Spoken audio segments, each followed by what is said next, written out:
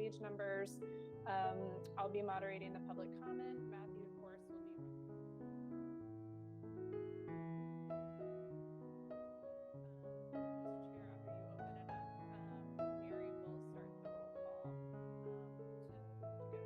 So I'm going to start the broadcast, and then you are able to open up the meeting. The broadcast is now starting. All attendees are in listen-only mode.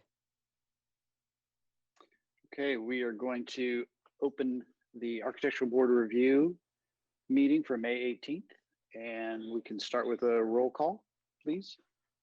Yes, this is Mary, Commission Secretary. I will now take roll call. Chair Moore, Here. Vice Chair Six, Here. Board Member Black, Here. Board Member Cunningham, Here. Board Member Olson, Here. Board Member Watkins, and Board Member Whalen. Board Member Whalen. Board Member Whalen, you just have to unmute yourself. There you go. There I go. All right, so it seems that only Board Member Watkins is absent. Okay, thank you very much. So we're going to move on to general business, and we're going to open public comment where any member of the public may address the board for up to 2 minutes. Do we have anybody? So, Mr. Chair, I don't see anyone who's raised their hand for general public comments, so I'll hand it back over to you. Okay, since we have no one, we'll close public comment, move on to approval of minutes for May 4th.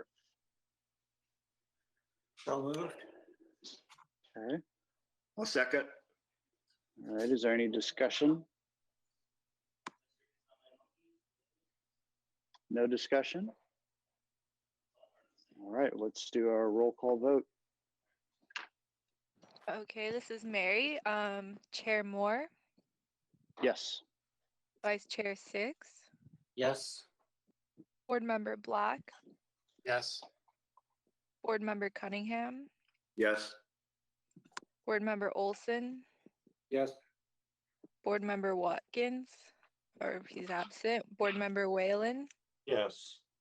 All right, motion carried. Motion carries. All right, thank you. And we'll move on to the May 11th consent calendar. Do we need to read those, or are those available? Yes, Mr. Chair, thank you. So we have item A, 2015 State Street was given, 1 second, scroll down, Timmy, please. Continued 1 week with comments. Item B, 1221 Coast Village Road was given project design and final approval. Okay, I will make a motion to approve the minutes as read. So moved. Second. Okay, so Bob, Mr. Cunningham made the motion and seconded by whom? I believe Olson. Mr. Olson, okay. Any discussion? No? Okay, let's do our roll call vote. All right, Chair Moore, Yes. Vice Chair Six, Yes. Board Member Black, Yes. Board Member Cunningham, Yes. Board Member Olson, Yes. Board Member Watkins, and Board Member Whalen. Yes. So we have 6 yeses and motion passes. Great. And moving on to the 18th. Now, these are the minutes for today, May 18th, consent calendar for Architectural Board of Review. Item A, 1960 Cliff Drive was given project design and final approval with comments. And item B, 400 West Pueblo was given project design and final approval with comments. Now, I believe it was sort of a messy motion that, and I believe we might have missed one of Mr. Six's comments in there. Is that true? Something about vertical millwork? That's correct, Matthew. If we could add a vertical mill core joint is required between the existing columns and the infill wall panels between those columns. They didn't have anything on the plan, and they need to stop the existing plaster up at abutting the corners of the columns. All right. And Mary, did you get that? Yes. Perfect. All right. So is that, well, sorry, Mr. Chair, back to you. Okay, Mr. Six, does that take care of Yes. your edits? Okay. Do you want to make a motion to accept the minutes? Yes, I'll make a motion to accept the minutes of May 2018. Okay. And I will second that motion, and let's do our vote. All right, this is Mary. We have Chair Moore, Yes. Vice Chair Six, Board Member Black, Yes. Board Member Cunningham. I'll abstain. Both of those items are conflicts for me. Okay, Board Member Olson, Yes. Board Member Whalen. Yes. Right, motion passes. Mary, did you get my yes? Yeah, Thank you. thank you. Okay, moving on to announcements, etc. Yes, Mr. Chair, staff has 3 announcements today. Board Member Cunningham will be conflicted out of item 3, 200 Helena Avenue. And Ms. Ostringer will be leaving us following the second item on the agenda, which actually, and speaking of, 103 South Calle Cesar Chavez, which would be the second item on our agenda, has been postponed by the applicant to June 15th. So we're going to have a bit of a break, potentially, but please take your time talking about the objective design standards. So good luck. Correction on my conflict. It's not with 200 Helena. It's the Calle Cesar Chavez project. Oh, perfect. I apologize. It was, yeah. Okay. Thank you very much. And I don't think there's been any subcommittee meetings lately, so we could probably move on to the agenda. And which item number 1 is the objective design standards for streamlined housing. This is the discussion item, and the ABR is requested to provide feedback on the draft objective design standards for processing of streamlined housing projects prepared pursuant to Senate Bill SB 35, streamlined ministerial approval process. The draft was prepared with assistance from members of the Historic Landmarks Commission, Architectural Board of Review, Planning Commission. The ABRs and Historic Landmarks comments will be relayed to City Council at a future hearing. Okay, looks like we have Rosie with us. Welcome. Thank you. I'll let you take it from here. Okay, next slide. So members of the board, thank you for having me here this afternoon. Today, I'm going to be focused on the results of a new work program that was initiated in response to legislation known as Senate Bill 35. Today, I'm going to be discussing the draft design standards for processing of streamlined housing projects, which I will just call design standards to make it easier. I'm going to start the presentation with some context of the Senate bill and background, then talk about the design standards briefly, talk about our work program, how we got to where we are, and then talk about next steps. I did not plan on reviewing the document page by page in this presentation, but at the end, what I will discuss is some opportunity for additional feedback. I met with the Historic Landmarks Commission last week, and they asked for a little more time to provide feedback as well. So I'll go into that a little bit more at the end of the presentation. Also, just want you to know that the draft is posted online. We have a website for Planning Central, major planning efforts, and then this slide just shows a shortcut to get to that site. And so we are also taking public comment. Next slide, please. Before I get started, I did want to acknowledge and thank all of those who helped me with this process. So we did have a work group formed of members of the HLC, the ABR, and the Planning Commission. So Anthony Grumbine and Ed Lembeck were assisting us from the Historic Landmarks Commission.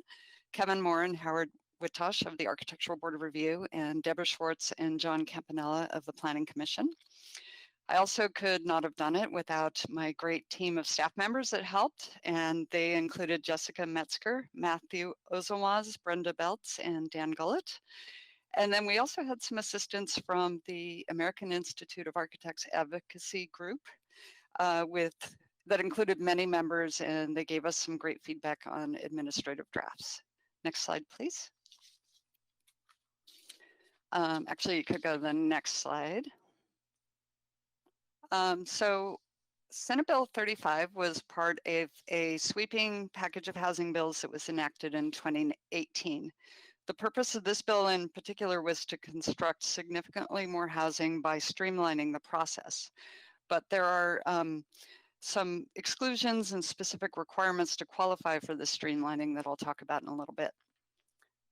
And then also, just for background, not all jurisdictions in the state are required to enact these streamlining provisions, and whether or not a city or county is subject to the Senate Bill 35 streamlining is related to their progress on meeting the regional housing needs allocation numbers known as RHNA. And basically, if insufficient progress has been made, then a city or county does need to accept projects for streamlined processing. In our case, because we have made insufficient progress on the lower income RHNA units, we are subject to Senate Bill 35 streamlining, and then any projects that is proposed under this program has to include 50% of the units as affordable units. And to date, most of the projects that have availed themselves of this process have been fairly large rental projects in either the Bay Area or Los Angeles area, often proposed by nonprofit housing organizations and the like. Next slide, please. So the type of projects that are eligible for Senate Bill 35 include rental and for sale housing, and the housing needs to be at least 2 units, and mixed use projects with at least 2/3 of the floor area as residential. Next slide, please. And then to clarify, this next slide talks a little bit about the processing itself. Eligible projects are subject to a non-discretionary review process, and that mainly means a checklist to determine if the project meets objective standards. Design review can still occur, but it has to be objective and focused on assessing the compliance with the criteria for streamlined projects. What this process does provide is pretty limited timeframes for getting through the design review process. If a project is less than or equal to 150 units, that time is 90 days. And then if it's a larger project, then that time is doubled. Also, I just think it's important to note that parking is not required for projects or for many projects. In general, if they're close to public transit, about a half mile from public transit, then the developer does not have to provide any parking. Or if parking is required, it's limited to 1 space per residential unit. That doesn't mean a proponent may not want to propose parking as an amenity for their residents, but we have limited ability to require it. Next slide, please. And I mentioned there's some significant exclusions for whether or not you can even propose a project under this process. So they're sort of somewhat based on either location or type of project. This slide just lists some of the bigger exclusions based on location. For example, the entire coastal zone is not eligible. Sensitive habitat areas, certain hazardous areas like active earthquake faults or active hazardous waste sites, and mobile home and RV parks cannot apply for this. Also, a project cannot require demolition of a historic structure or housing that has been occupied by tenants in the past 10 years, or any kind of housing that's already subject to rent or price controls. So it kind of means we're looking at either vacant sites or underused commercial sites, parking lots, things like that. Next slide, please. So based on the number of exclusions that are set out in state law, we developed a map just to give a general idea of where projects might be proposed under this program. And so what this map shows is areas on the white are sites that could potentially be proposed for a Senate Bill 35 project. So that includes the Central Business District, the east and west sides of town, and Upper State Street. But this map doesn't show all the housing that's currently occupied by tenants. So the white areas are probably quite a bit fewer than what you see on this slide. Next slide, please. So when this bill passed, the State Department of Housing and Community Development put together some pretty helpful guidelines for local jurisdictions. And among one of the things they did in their guideline was set out what the local government responsibility is. So what we're responsible for is providing the process, like I mentioned, for ministerial approval. We need to provide a list of what an applicant would need to submit for a complete application, and also provide the relevant objective standards, which could be in checklists, maps, diagrams, flowcharts, or any other kind of format. Next slide, please. So going back to the government code itself, I just wanted to provide a reference to what an objective standard is. And what this slide shows is that an objective standard is one that is, well, a project that is consistent with objective zoning standards, subdivision standards, or design review standards that are in effect at the time the development is submitted to the local government. But I also wanted to point out that objective standards can be contained in other land use documents that are adopted by the city. So this could be the general plan, overlay zones, or any other standard that's objective and broadly applied to development within the city. So something like the water conservation standards, regardless of streamline approval. Next slide. So the law goes further to define objective standards as those that involve no personal or subjective judgment by a public official, are uniformly verifiable by reference to an external source, and are known by both the applicant and the public prior to submittal. And next slide, please.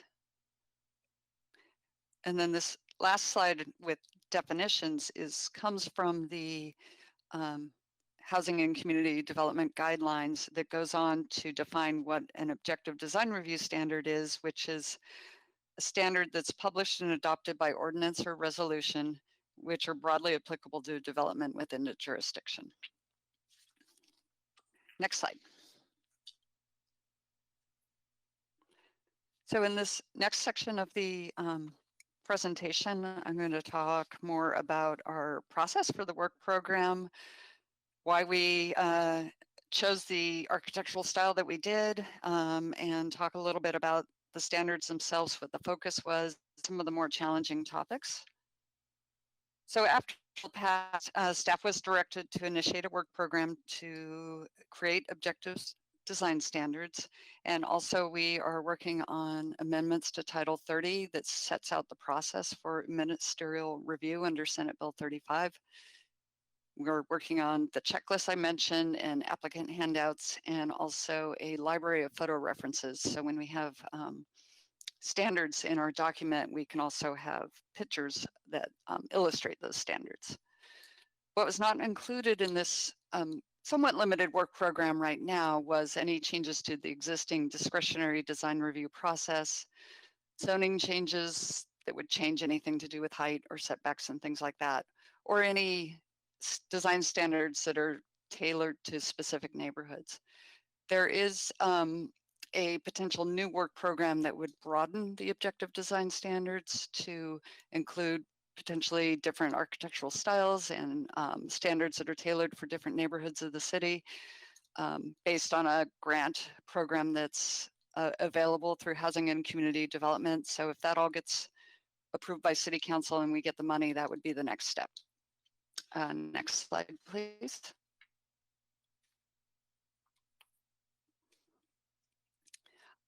So this process overview slide just talks about our sort of process as staff, how we work through this project and with the work group. So we convened the work group and started meeting and talking about these standards, and staff looked at the city's existing design guidelines for reference and as inspiration, since we did not want to reinvent the wheel on this project, and started working on draft objective standards, the code amendments, and the handouts. We're right now in the public input phase, at least for the draft design standards process, and then we would move on for decision maker review and adoption. Next slide, please. So as I mentioned, one of our first steps was looking at what we already have existing for design guidelines in the city. We have multiple design guidelines from different eras that cover different areas of the city. Some of these overlap. So it was a little overwhelming at first trying to determine what to start with and what to start looking towards for inspiration on crafting objective standards. And that would be broadly applicable to the city. Next slide. So based on that, by the time we met, maybe perhaps the third time or so with the work group, it became clear that we needed a focused design style to work with for this initial effort. And choosing a particular design style is actually perfectly acceptable per the guidelines from Housing and Community Development, as long as the elements of the style are clearly defined. So what we settled on was starting with the El Pueblo Viejo design guidelines as the basis for creating objective standards, and specifically the Spanish colonial revival style, as this is the city's best known and most distinctive style. The EPV guidelines were ones that could be pretty easily modified to objective standards. And also the style meets some of the city's other goals within that Spanish colonial revival tends to be very pedestrian oriented and human scaled. It uses simple forms, it's energy efficient style, and uses quality materials and finishes. And lastly, it's a style that the public knows very well and generally accepts in Santa Barbara. It does not tend to be controversial. Next slide, please. And the next slide just is some photographs of elements of the style, including the smooth white stucco walls, wrought iron detailing, red tile roofs, decorative attic vents, beautiful landscaping, all the things that everyone knows and loves for Santa Barbara. Next slide.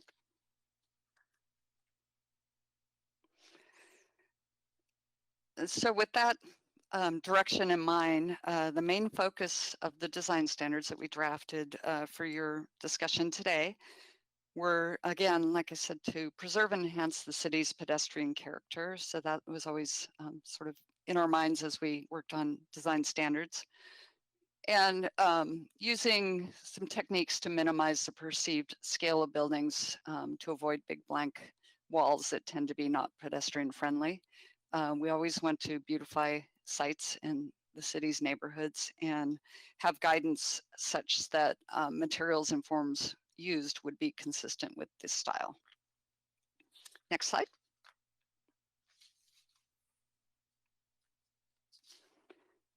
And this next slide just gives an example of the process of changing from a guideline to a standard. So the guideline on the left about doors and windows should be recessed away from outer wall surfaces comes from the EPV design guidelines.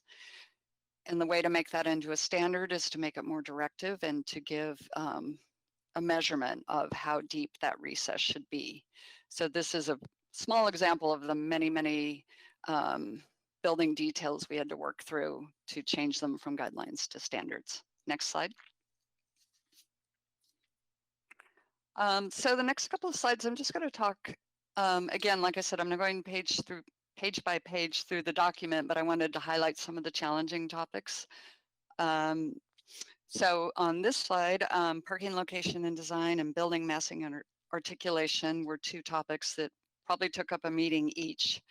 And to start with, the challenges for parking is to do mainly with visibility of surface parking and parking structures, again, to preserve that pedestrian-friendly details that we like in this city. And so we worked on some standards that would ensure that surface parking is minimized. And if a parking structure is included and it's on the ground floor of the building, the entry doesn't dominate the facade, and things like the ventilation openings are screened, those sorts of details. And then building massing and articulation is very challenging. This is often quite subjective, and again, projects can meet objective zoning standards, so we didn't have tools to change that. But some of the tools we did look at were requiring either a building facade recess or wall projection. And this is commonly used to avoid the appearance of large blank walls. We've seen other jurisdictions that have used these sorts of standards. We looked at their examples and settled on an articulation standard for the front elevation of buildings that have over 50 feet of wall length. Next slide, please.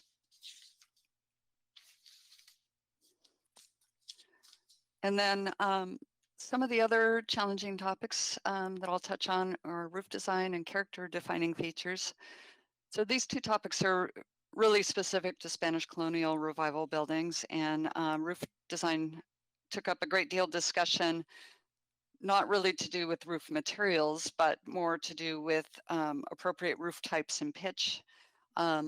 Most Spanish colonial revival buildings in the city do include a variety of roof forms, and it's a pattern we thought should be continued to add visual interest to the city skyline. And then what we talked about a lot and what changed over time as we worked through some administrative drafts was the appropriate percentage of flat roof to other roof styles. And acknowledging that we needed to have this to be fairly flexible so that there's enough space on a roof to accommodate solar systems and other rooftop equipment.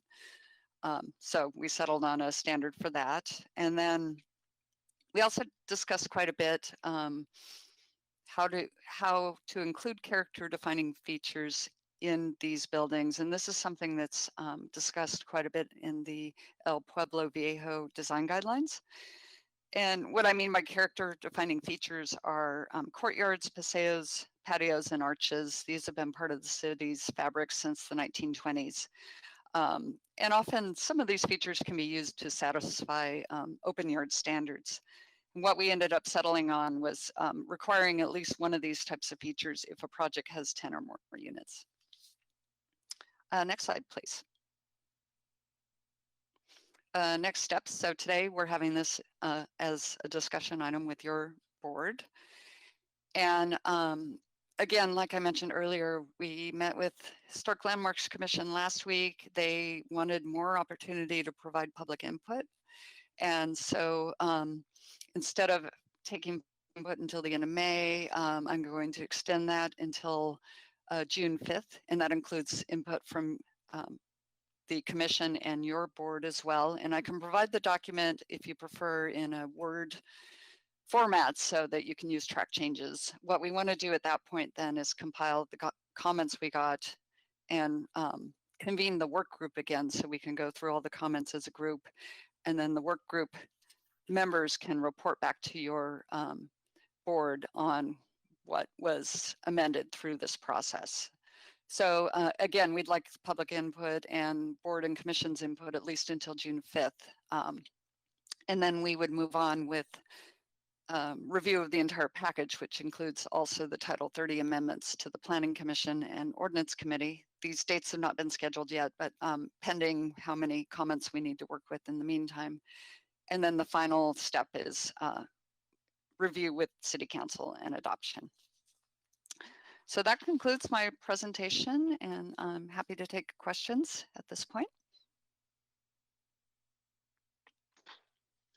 Okay, thank you. Well, let's start with questions. Richard, do you have any questions? And part of my interruption, Mr. Chair, if we could open up for public comment first before moving sorry. into questions. Thanks for the reminder. Yes, we will open public comment. Is Okay. anybody looking to make a comment? Even though I just interrupted you, I do not see anyone who's raised their hand for this item. And I'll just ask Matthew if there was any written comment. There was no written comment received for this item. Great. All right, then we will close public comment. And Richard, do you have any questions? Yeah, Rosie, is it appropriate to, I've read the document and marked,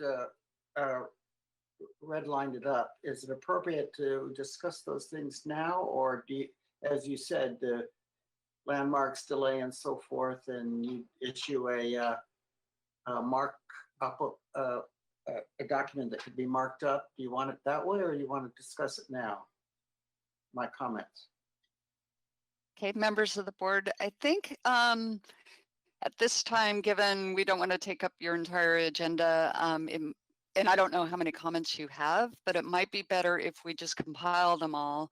Okay. That way, everyone can hear everyone else's comments at that point, and then we'll get back to you and let you know if we have clarifications or questions about your comments. I'm happy to answer any questions if you have any specific ones, but I think that might be a better way to go. Well, I'll include my questions in my markup.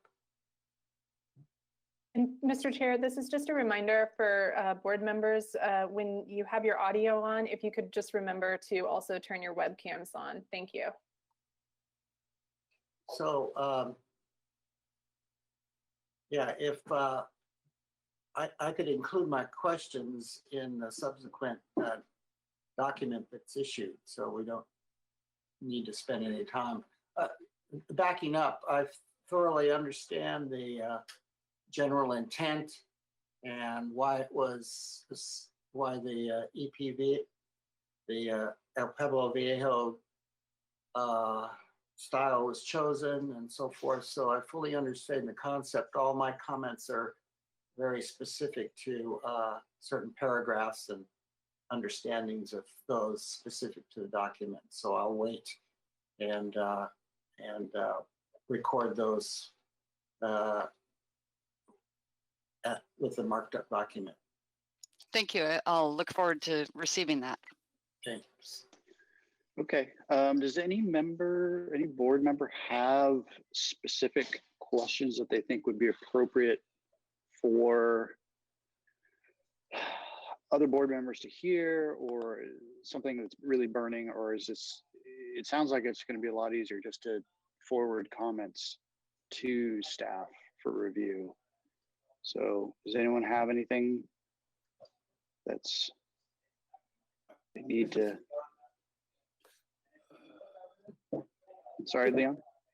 Yes, I guess what you're asking for us is to comment on the process that you've chosen and given to us today. I don't see other than to make the specific comments that Mr. Six has talked about. I'm not quite sure what you're asking for from us.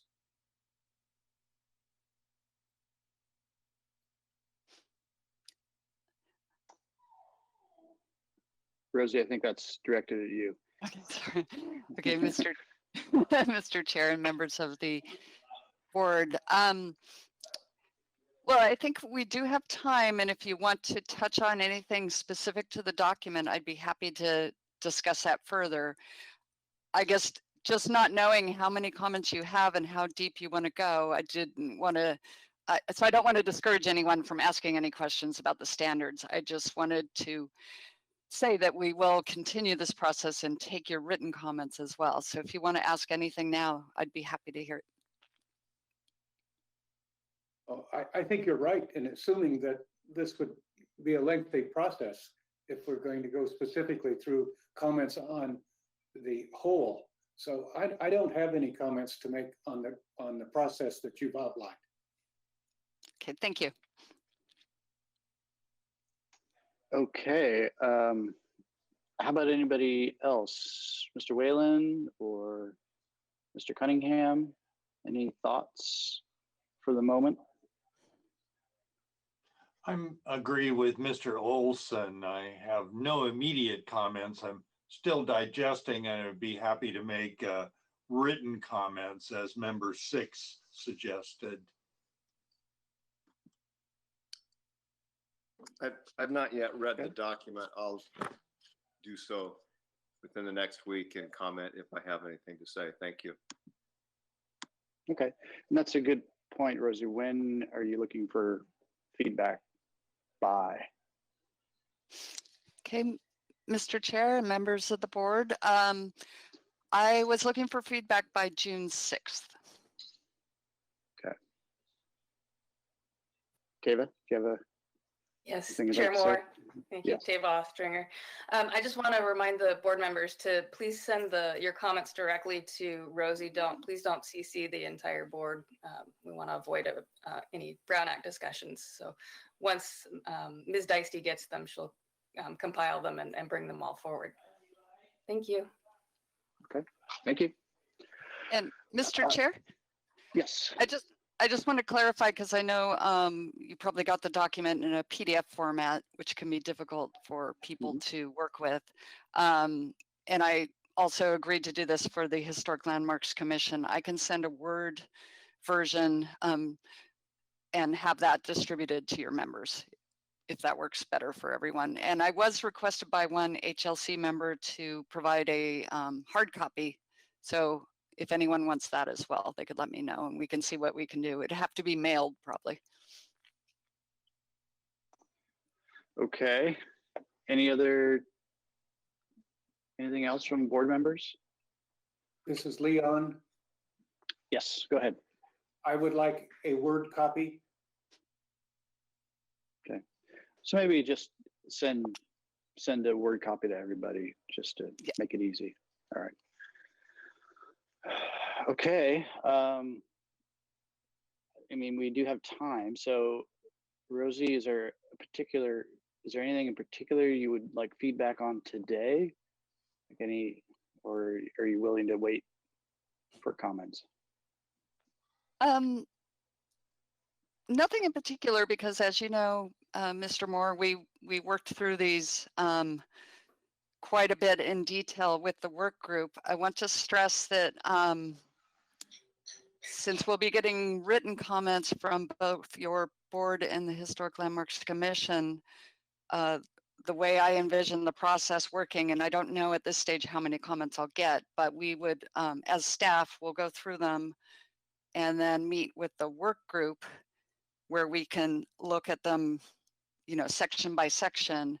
Then what I envision is our members from the work group that are participating in these boards and commissions would go back and explain or answer any questions or explain what was changed. I don't plan on coming back to your board or to the Historic Landmarks Commission with another presentation, unless there's something that we really feel like needs to be discussed in front of the whole group. But I will rely on the work group members to relay how the comments were addressed, and then we'll move on from there. Okay, so it sounds like we would need to schedule something for an agenda just to have an overview in the future. Yes, something like that. We'll see. We'll know more after we get all the comments together and have talked about them with the work group. Okay, and just to clarify, is this the first time the public has had their eyes on this? Mr. Chair, that's a great question because as you may know, we originally were scheduled to do these presentations back in March, and it happened to be the week when we were all told to go work from home. So I had posted these, the draft design standards to the web page at that point, and we had a staff report and everything up. And then there was a period of time when we were figuring out how we were going to run these meetings, etc. And in the meantime, I did have some additional comments from staff and from the public. And from the, American Institute of Architects. So I've already incorporated those comments and reposted everything for this hearing. So I guess what I'm trying to say is it was up for a while. We made some more adjustments. It's up again. And so, it's right now it's been up for about a week, I think, in this version. Okay, thank you. Leon, do you have something to? Yes, I do. Okay. Yes. So I'm concerned about the timing here. So in answer to Chairman Moore's question, how long has this been in front of the public? Members of the board, so like I mentioned, it was posted to the website originally, probably around March 15th or so. Made some more edits, and it says on the web page, this version has now been up for probably, let's see, probably since about May 8th or so. So given the consequence that I suspect of this document, I'm a little concerned about the time that the public has to, first of all, as to whether or not they've been properly notified of what's happening, and a little concerned about the timeline for the public comment. Mr. Olson, are you, is your concern that you think more time is needed? Yes.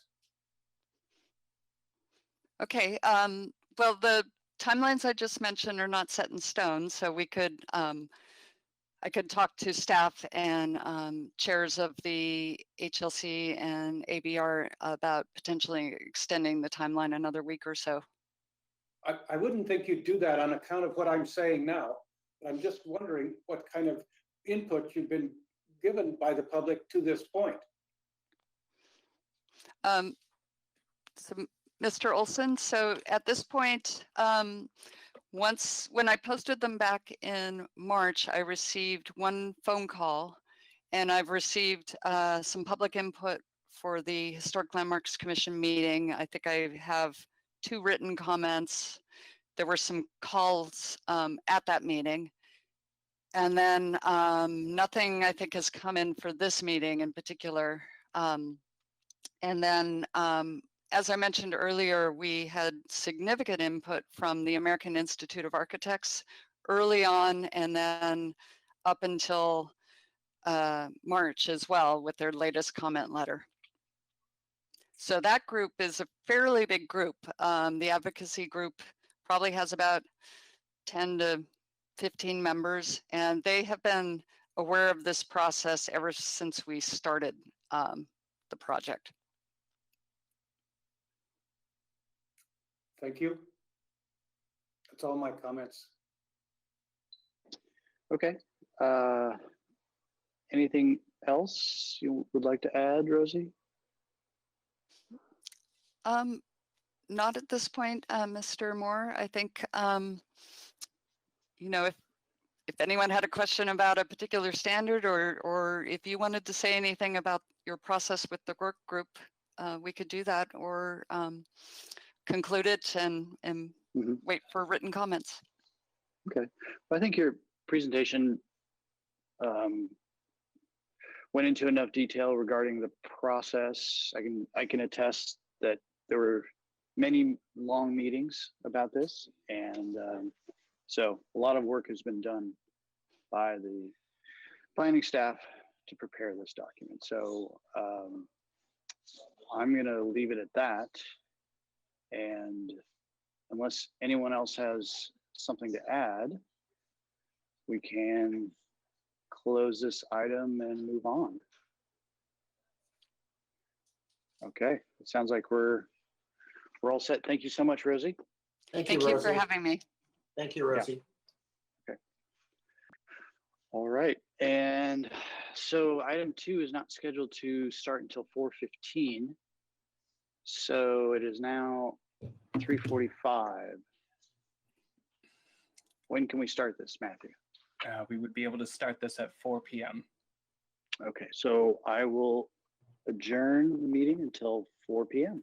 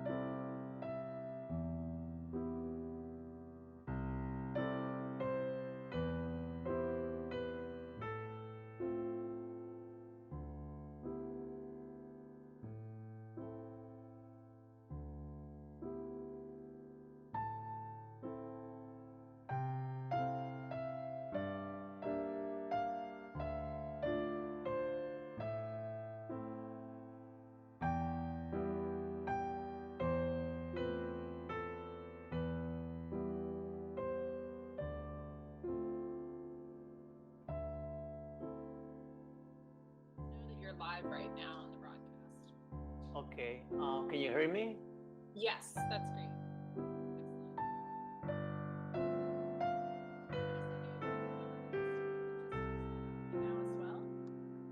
Okay. Great. Excellent.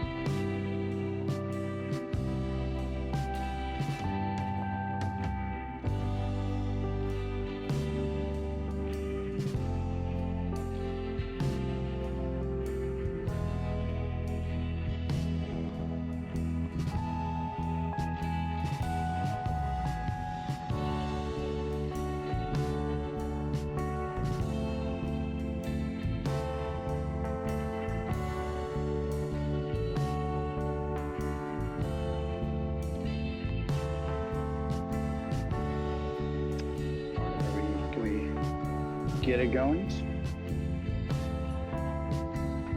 Okay, then we will reopen the meeting for May 18th.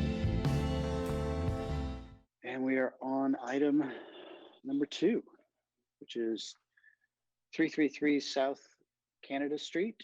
And this is here for project design approval and potentially final approval. And this is a proposal for a new duplex using the average unit size density program. Project consists of construction of a 1,690 square foot 2-story duplex on a site currently developed with a single residential unit.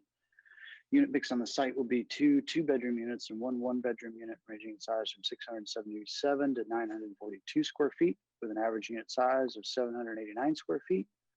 The proposed density of this 5,053 square foot lot would be 25 dwelling units per acre on a parcel with general plan land use designation of medium high density residential, which allows for between 15 to 27 dwelling units per acre.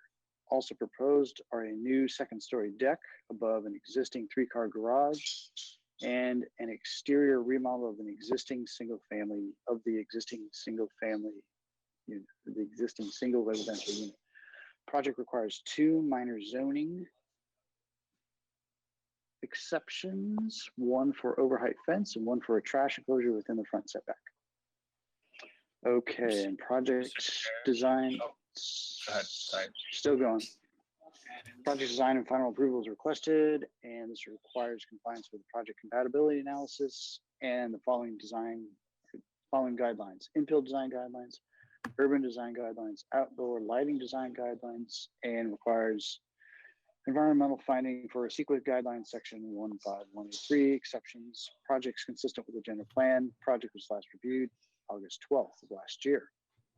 Sorry, Matthew, go ahead. No need to be sorry. I just wanted to let you know that this is a corner lot, so it can sound really scary when we say this needs a minor zoning exception for a trash enclosure in the front setback. Because this is a corner lot, it has 2 front setbacks, and I believe the trash enclosure is, it's up to the board to determine whether or not the trash enclosure is adequately located, because this is sort of a limited site. We have the minor zoning exception findings available for you, and at the time of approval, we would appreciate it if that were to be ready for approval today, for the board to include that language in the motion. Okay, thank you, Matthew. All right, so we have, I believe, the owner and the designer or architect on the project. If you could to introduce yourselves, starting with the owner. Yes, I'm Jorge Escamilla, the property owner of the 333 South Canada Street, and my name is Jorge Escamilla. Okay, welcome. I am the designer. My name is Misael Contreras. Okay, welcome. I believe we had some comments from last time. Matthew, are those available? Yes, I believe we have the minutes, yes. There we go. So I'll just read the motion really quickly to remind everybody. It was continued indefinitely with comments, provide a street tree for the city arborist recommendation, preferably near the northern side of the driveway, provide a complete landscape plan, provide or a project or project the fascia of the entry dormer beyond the face of the fascia of the eave on the west elevation, provide complete detailed drawings, the proposed colors and materials are acceptable, the overcast by bare is preferred, provide exterior lighting specifications, show any gutters and downspouts, specify the materials, show where all the show all the details where materials meet and come together. And okay, so what we normally do is we can just run through these comments one by one. So I'll let you two take it from here. Okay, so if you turn to the last page, page 8, we have the street tree and the landscaping identified.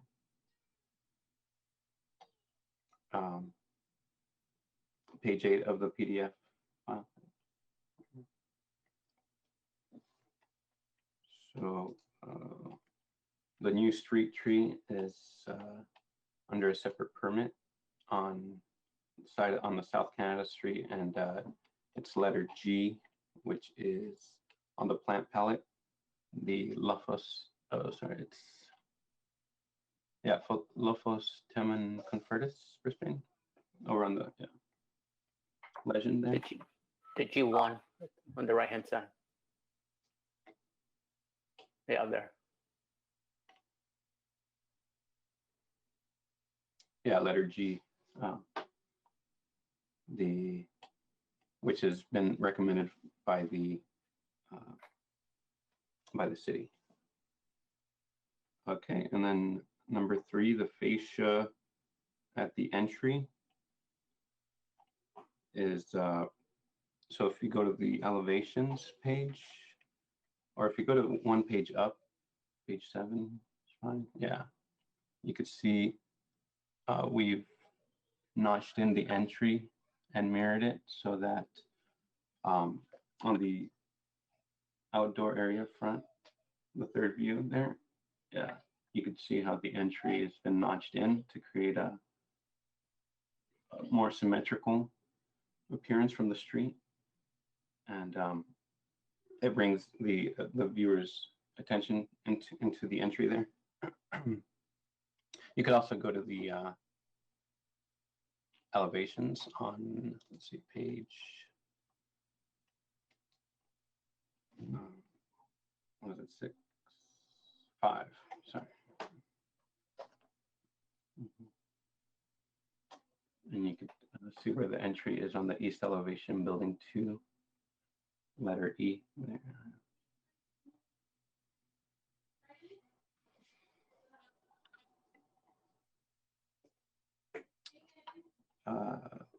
Number 4, you could turn to the,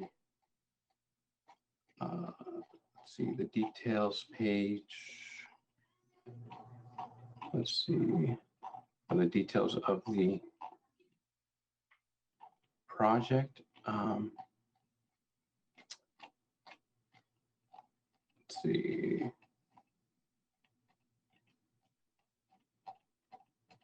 You know, I don't see the details page included in this set. I could send those as well. I'm not sure what those were not included. For, I think that was number 4, right? Let's see. Do you have a details page? Sorry. Mr. Chair, staff did not receive a details page as part of the submittal, and unfortunately, we can't sub in documents at the meeting. Let's move on. Yeah, I think it was previous PDF. It was included, but somehow, yeah, it was cut out of this package for some reason. This set, I'm not sure why, but there are details. So I think let's see, what was the next one on the list?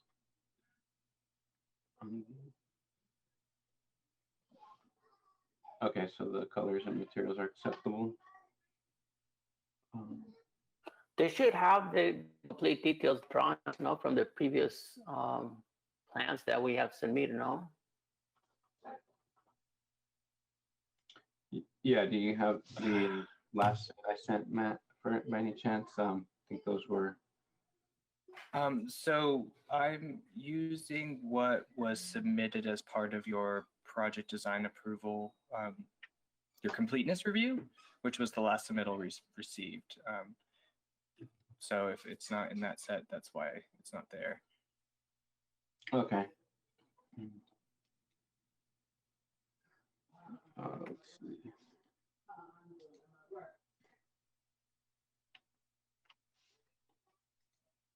And okay, what's next on the list? Yeah, the exterior lighting, you can see that. Oh, the colors and materials, those are also on the elevations page. And there was a color board also submitted with that.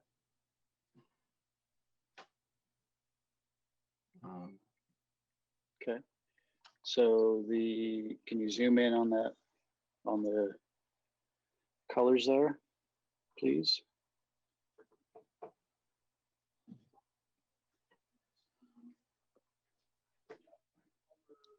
Okay, and just walk us through what's what. Yeah, so the roof shingles are just, you know, we're using Class A asphalt composition by Certainteed. Going with the platinum color. Yeah, the colors are a little off on the screen, but the plaster and siding is going to be stucco or plaster that's overcast color by Behr. It's just a grayish, you know, neutral tone.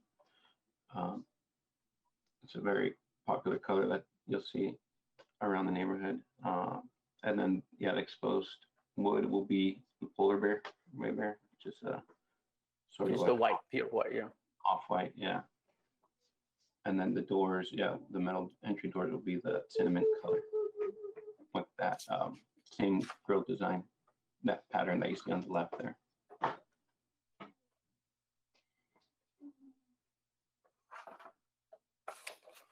Okay, great.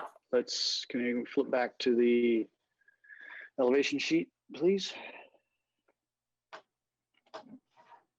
maybe just zoom in on each elevation really quickly so we can get a Yeah, so you see, sense. we added exterior lighting on either side of the entry doors, the balcony deck, and the new deck at the existing house. So the structure on the left is new. The one on the right, we're adding that balcony and those doors, those sliding doors there. This is the view from the street. So we're also adding lighting at the upper balcony on the existing deck, on the existing structure. Sorry. And yeah, this is on the west side. It's against a fence. You don't really see that, but there's some windows bringing in natural light from the west, from the afternoon sun. And this is the east elevation where, yeah, you see the entry into the top unit there and the deck as well. So it gives them an area to come outside and take in a little bit of sun.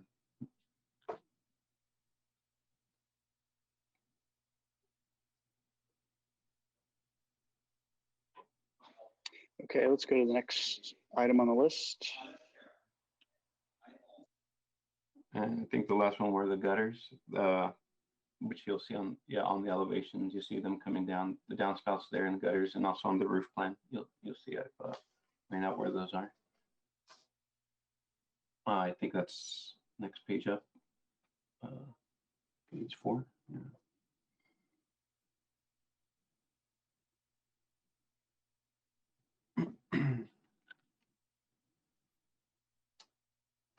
So, yeah, the reasons we're asking for the minor zoning exceptions are for the waste and recycling receptacles located in the front for access for the tenants and also for the waste management company.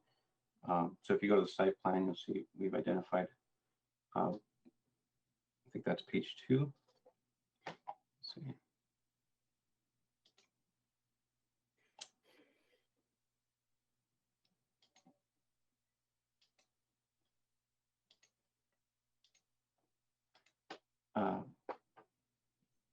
Where the trash and recycling will be, and there will be a new gate there that will allow access path of travel from the street.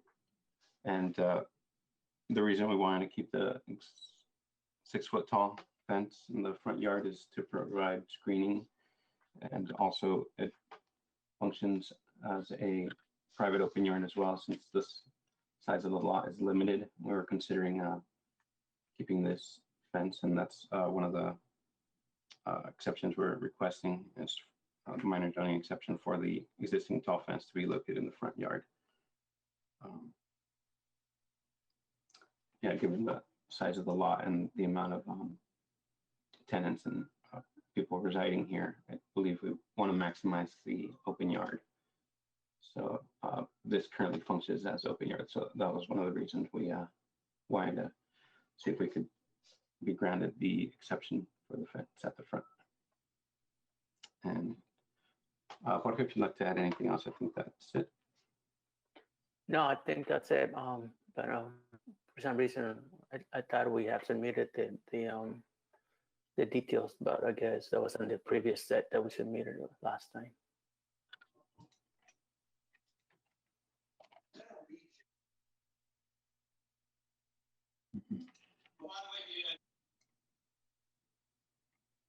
Mr. Chair, are you there?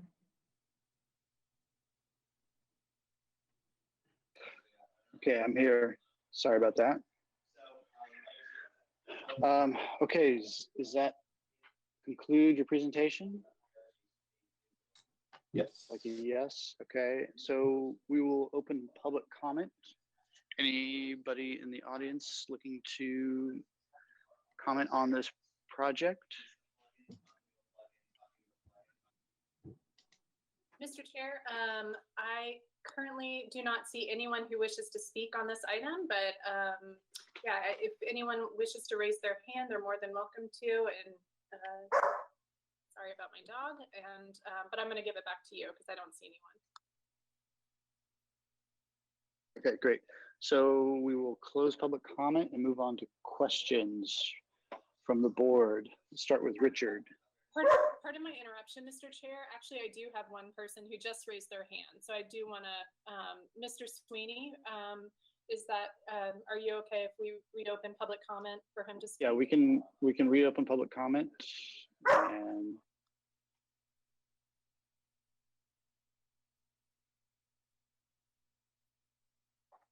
Hello, Sweeney, you Mr. have Chair. 2 minutes to speak when you are ready. Okay, thank you. Mr. Moore and board, this is Fred Sweeney.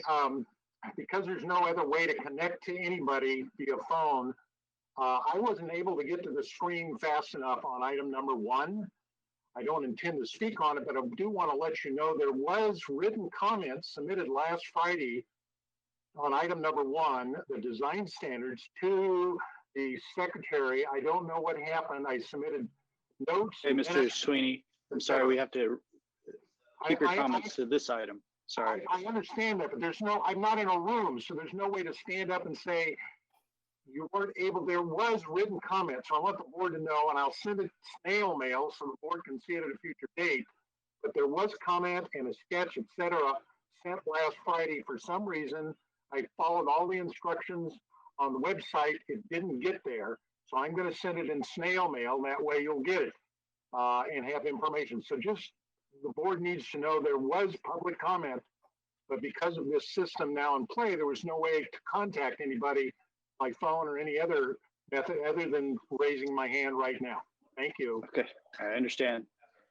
We're all getting used to this system, so apologize for that. Okay, so it sounds like we can move on. Is there anyone else in the public wishing to speak? Mr. Chair, you're more than welcome to continue with questions when you're ready. Great, so close public comment, move on to questions. Richard, why don't you start? First of all, I'd like to clear the record, Mary. I think I'm almost certain, 99% certain, I was not absent at the previous review of this. So you want to check your records. So I feel that I can comment or have questions and comment because of my history of being present. So first question is one of the sensitive issues we have to address is the 6-foot-high fence in the front setback. There's in that side, we're looking at the appropriate site plan here. This your shaded open yard area, 750 feet in the rear is the required. There's no more required space in that area where you are behind the 6-foot fence on whatever street that is, Punta Gorda, right? Yes, that would be Punta Gorda. Punta Gorda, yeah. So that area in back of that fence is not a required open yard area. Correct?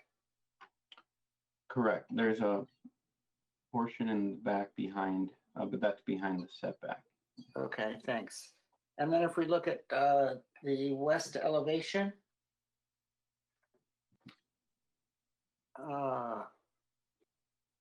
there is on the west elevation, building 2, what is that equipment along that in the middle of the lower floor? Is that the tankless water heaters? Those are water heaters? Okay. Yeah. And they don't require to be in this, they can be in the setback on the wall, mounted on the wall there. That's correct. And then just wondering if you scooch over to the east elevation. No, I'm sorry. I guess it's down. The front elevation of the new unit. Yeah, south elevation, Canada Street. Why is there any reason that you can't have a column on the other side of balcony, between the balcony and the stair at the plane of the building wall.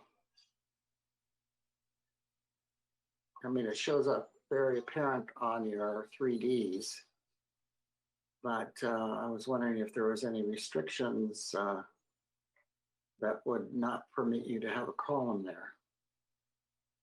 Oh, on the right end of the cantilevered balcony there, or? Yeah. Right by number 8 is, where number 8 is? No, down where, just to the right side of 2 and 4. Yeah, he's got his hand on it. Because that's a stucco. That's going to be a stucco. No, out. Let's go to the 3D. Yeah, no, I see what you mean. That would make a lot of sense structurally as well. Yeah. So it's not Oh, I got it. Yeah. Yeah. Can you if you understand what I'm talking about? Yeah, number 3. I think you can see it. Yeah. Yeah, right there. But in plane with the opposite wall on the ground floor, not right at the corner, but it would be. See the trim on the left-hand side of the balcony? Yeah, I'm playing with that other. You got it? Hmm. Right where that line comes down on the ground plane. Yeah. Yeah, okay. So I think those are my questions. Thank you. Okay, thank you very much. Let's move on to Mr. Olson. Any questions?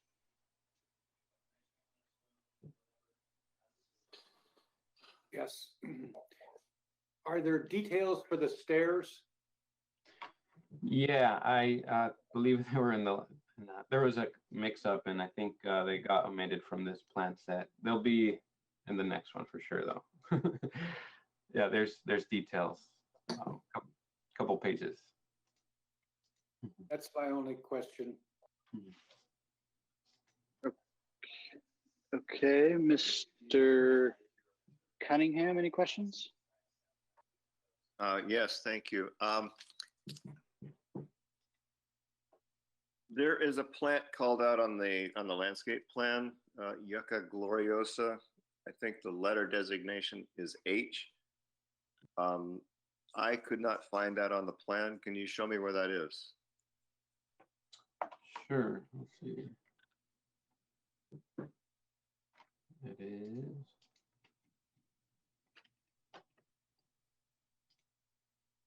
Letter H is the vegetable garden. The yucca is F. It's, yeah. Okay. But on your plant palette, I think you call it out as H. So that's why I'm confused. It's actually it's F. Yeah. Okay. Can you? Okay, Yeah. I see where you have it there. Zoom in over to the left, by South Canada Street. It's mixed in there.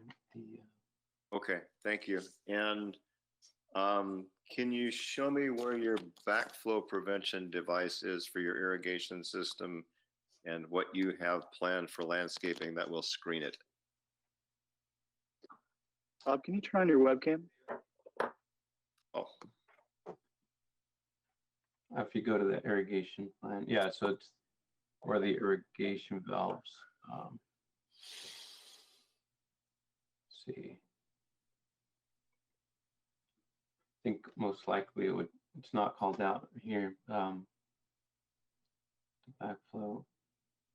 Jorge, do you have a comment on where you would like to have that? Right now we have one on the existing valve, the one that's in the back of the building. But we can add another one right by the new irrigation valves, the one we're going to be installing, the new ones. Put a backflow valve there or something, if that's what you're asking for. Yes. So you're taking your service for your irrigation system off of your domestic line behind the house? Is that correct? Well, there is an existing valve already in the back that it's coming out of the front, you know, where the regulator is. And that was a line that it was just run along the side of the building and behind the building. And also we're planning to add the new irrigation valves right next to the existing regulator, you know, before it goes into the house, of course.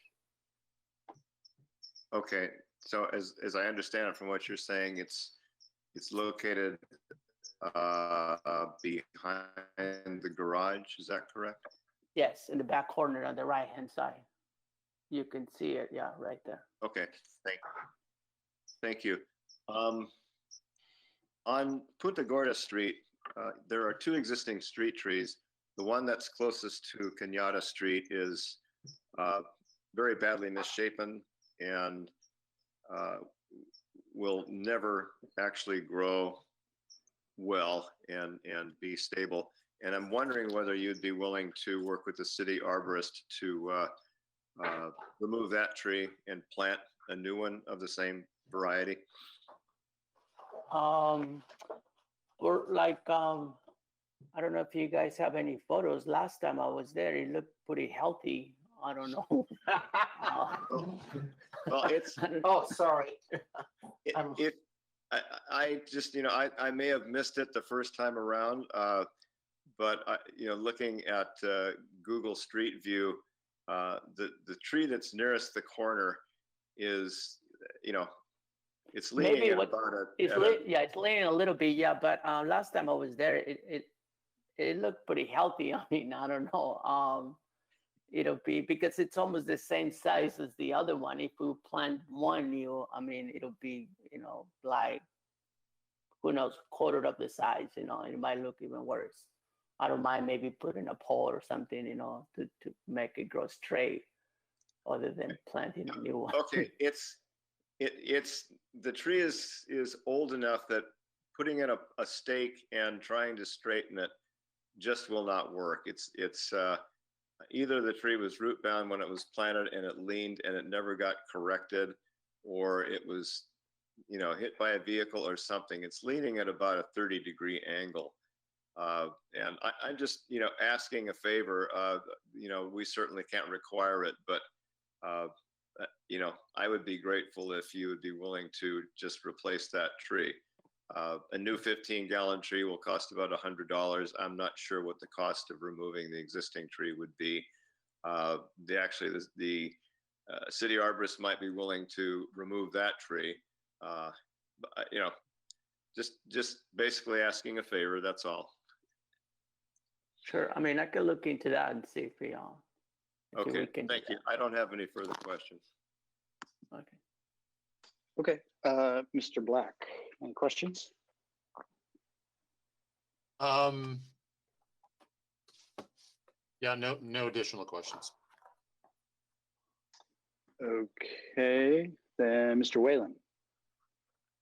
No questions. Okay. And Mr. Olson, I don't think we've heard from you yet, have we?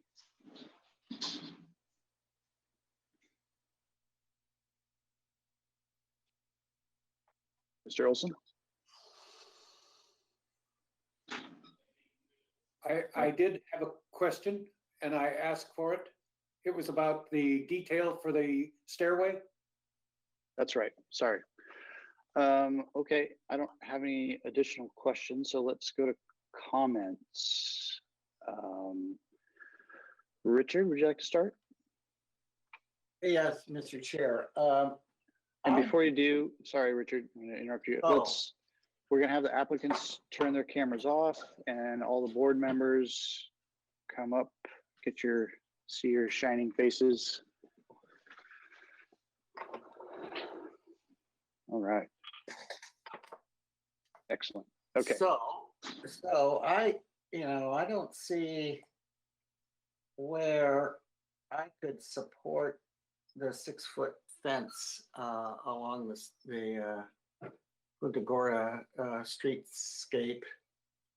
I think that I think it's good to have a 6-foot fence, but I think that it could be set back and planting material in 3 to 4 feet of planting material should be in front of that fence to soften that elevation from the street. The 6-foot fence is right at the back of the sidewalk, and I think that's harsh and not a good street presentation.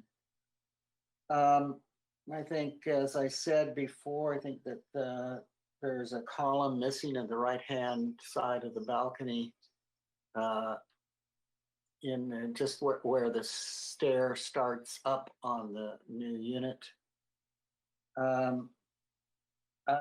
I assume that the Unit A private open yard, which is, I think, on the second floor balcony, is the reason why the balcony is so extended out. 6 feet is a significant span, and I would think we need some kind of additional corbels, secondary beams at, every third or every fourth regular. Can we go to the elevation, please?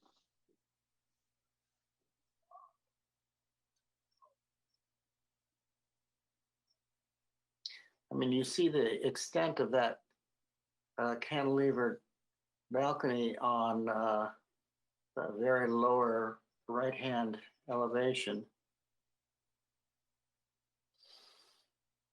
That to me is a significant awkward cantilever. So I would think kind of where that shaded area on that cantilevered beam is, maybe there's an additional heavier corbel beam that's below it to visually support the extensive cantilever. And then if we scoot up there to the existing garage doors with their wagon wheel lights, those, I understand, those are, in my mind, looks like those are meant to be existing. And I don't recommend replacing the garage doors, but perhaps the new entry doors on both 3 units could reflect that same half wagon wheel in order to tie the whole thing together. Right now they have a French arch. If you scoot over just a bit to the left. The red doors, if those could have full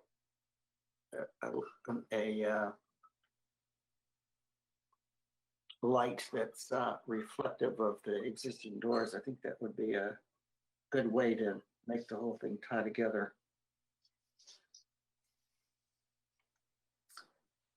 And I'm a little concerned about the west elevation being so, this second unit is, and I think I've mentioned this before, it's just, setback to setback, it's boxy, but I don't know whether, I think it's water under the bridge at this point in the review, so I won't, I'll just express it as concern. That's my comment. Okay, Leon? Yes, if these are intended to be construction documents, it seems like we're missing some important detail sheets, and I wasn't certain what his answer was, what was missing from this set, but certainly it was the detail sheets. Apparently, they didn't get included. all of the detail sheets, so it would, it seems like that they're important to some of the details that we're talking about. And perhaps this can be done at consent, and if everyone thinks so, I would agree with that. But it certainly, if these are final documents, it seems like there's some important pages missing. That's all my comments. Okay, David? I would agree with most of what's been said. I agree with Bob too about that 6-foot fence and the setback. I mean, I just don't think it presents it very well. It doesn't present itself well to the neighborhood, you know, along that elevation. So I had a question too. I didn't see a detail for the railings for the stairway and then the little balconies. What material is that? Is it wood? Well, they didn't present the details because they didn't have those sheets. So I'm sure we could zoom in on the elevation notes and probably get some clarification. Well, maybe if it's just somebody would just tell us. I'm just curious. It looks so thin. It looks like it's steel. I wonder. Doesn't look like it says. Which would surprise me, but. Yeah, well, we don't know, so let's move on. Yes, so those are the only comments I had. Okay, and Bob? I agree with Richard's comments, pretty much, yeah, in their entirety. You know, I like this project, but I think it does need some attention to detail. And you know, I don't know whether we can see this on consent to see all the full details if we're ready to advance it at this point. But I do agree with Richard regarding the fence at the back of the sidewalk. I think if we were to allow a 6-foot fence, it should be set back from the sidewalk a decent amount so that we can have some landscaping between it and the sidewalk. Thank you. Okay, Dennis? I'm in agreement too with the other members. I do have one point to make that's sort of a question that's couched in there.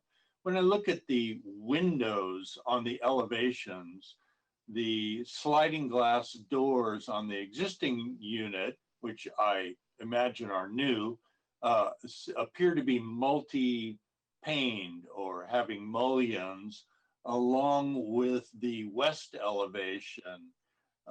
My specific comment is that all the windows should be the same, whether specifically looking at the north elevation of the rear existing, do I have that right? The existing unit, yes. It shows them as multi-pane windows as existing. I'm wondering, is that in fact true? When I look at Google Street View, that is not the case. They are not multi-pane. But more specifically, all the windows should match, and I would highly recommend that they all be multi-pane. Whether this is just a false mullion is beside the point. Okay. Just writing all this down. I mean, I don't have much to add. I mean, the fence on is existing. It seems to be a pretty common occurrence in the neighborhood, whether it's a hedge or a fence. So I will go along with the majority opinion of the board on that. Just another expense for the owner to take the fence down and replace it. So something to consider. Okay, so my personal feeling is that we should move this project forward and see it return on consent with the details. So is there somebody that wants to is there somebody that agrees and wants to make that motion? I concur and we'll make the motion. Excellent. Do you want to list, do you want to make the motion or do I? You can make it. Do you want some help with the list? Well, I would like to canvass the board on whether they're concerned about, and it adds an expense of other aesthetic corbels on the extensive overhang of the balcony on Unit A. Is that everybody in agreement that something needs to happen there? Let's Yes, do we have to do a roll call vote. So before we respond. So it's a straw vote that additional corbels or brackets of some sort are necessary under the proposed balcony at the existing unit. Can we have a straw or a roll call vote? All right, this is Mary. I will now take roll call. Chair Moore, Yes. Vice Chair Six, Yes. Board Member Black, Yes. Board Member Cunningham, Board Member Cunningham, yes, Board Member Olson, Yes. and Board Member Whalen. Yes. Okay, All right. Okay. thank you, Motion thank you, carried. Or gentlemen. I guess it's not a motion, it's a vote. Okay. So I'll make the following motion for this project to have a, what is it, indefinite, Matthew? Well, do we want to do, sorry, this is your motion, but do we want to give PDA and have them return Yes, to consent. consent for final? Yes. That is something we can do, yes, and it really is up to the applicant if they are able to come in a week. It sounds like they had their construction drawings already, so they may be able to get that to me by Wednesday in order to be on the agenda for Monday. So just want to check in with the applicants real quick. Does that work? Yeah, actually, Matthew, I followed up with an email with the set that included the details. So you actually have it now, but I'll address those comments as well for from the board. Okay, so I will make a motion for project design approval with an indefinite continuance to the consent calendar for final approval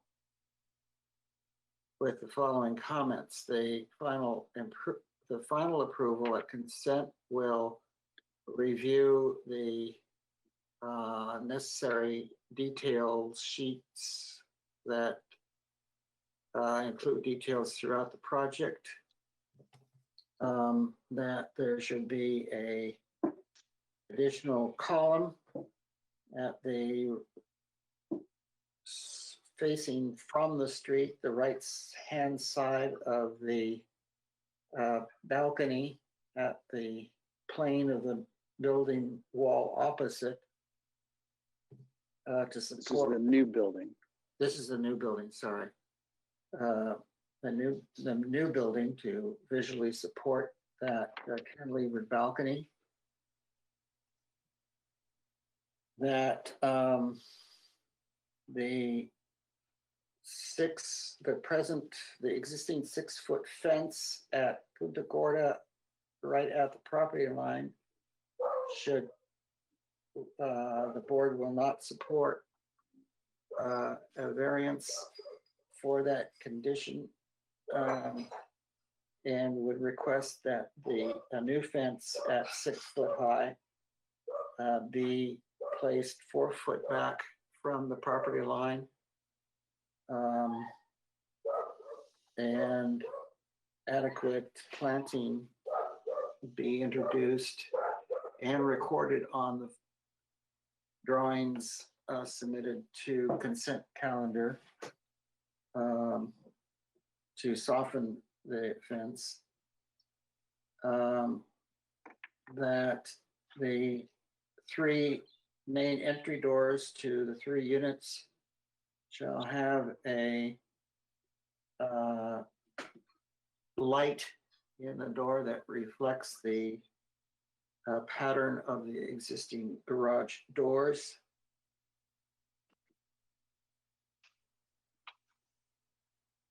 And I think that the colors and building mass and so forth are, and site plan otherwise are acceptable. Do we have any Okay. do we have any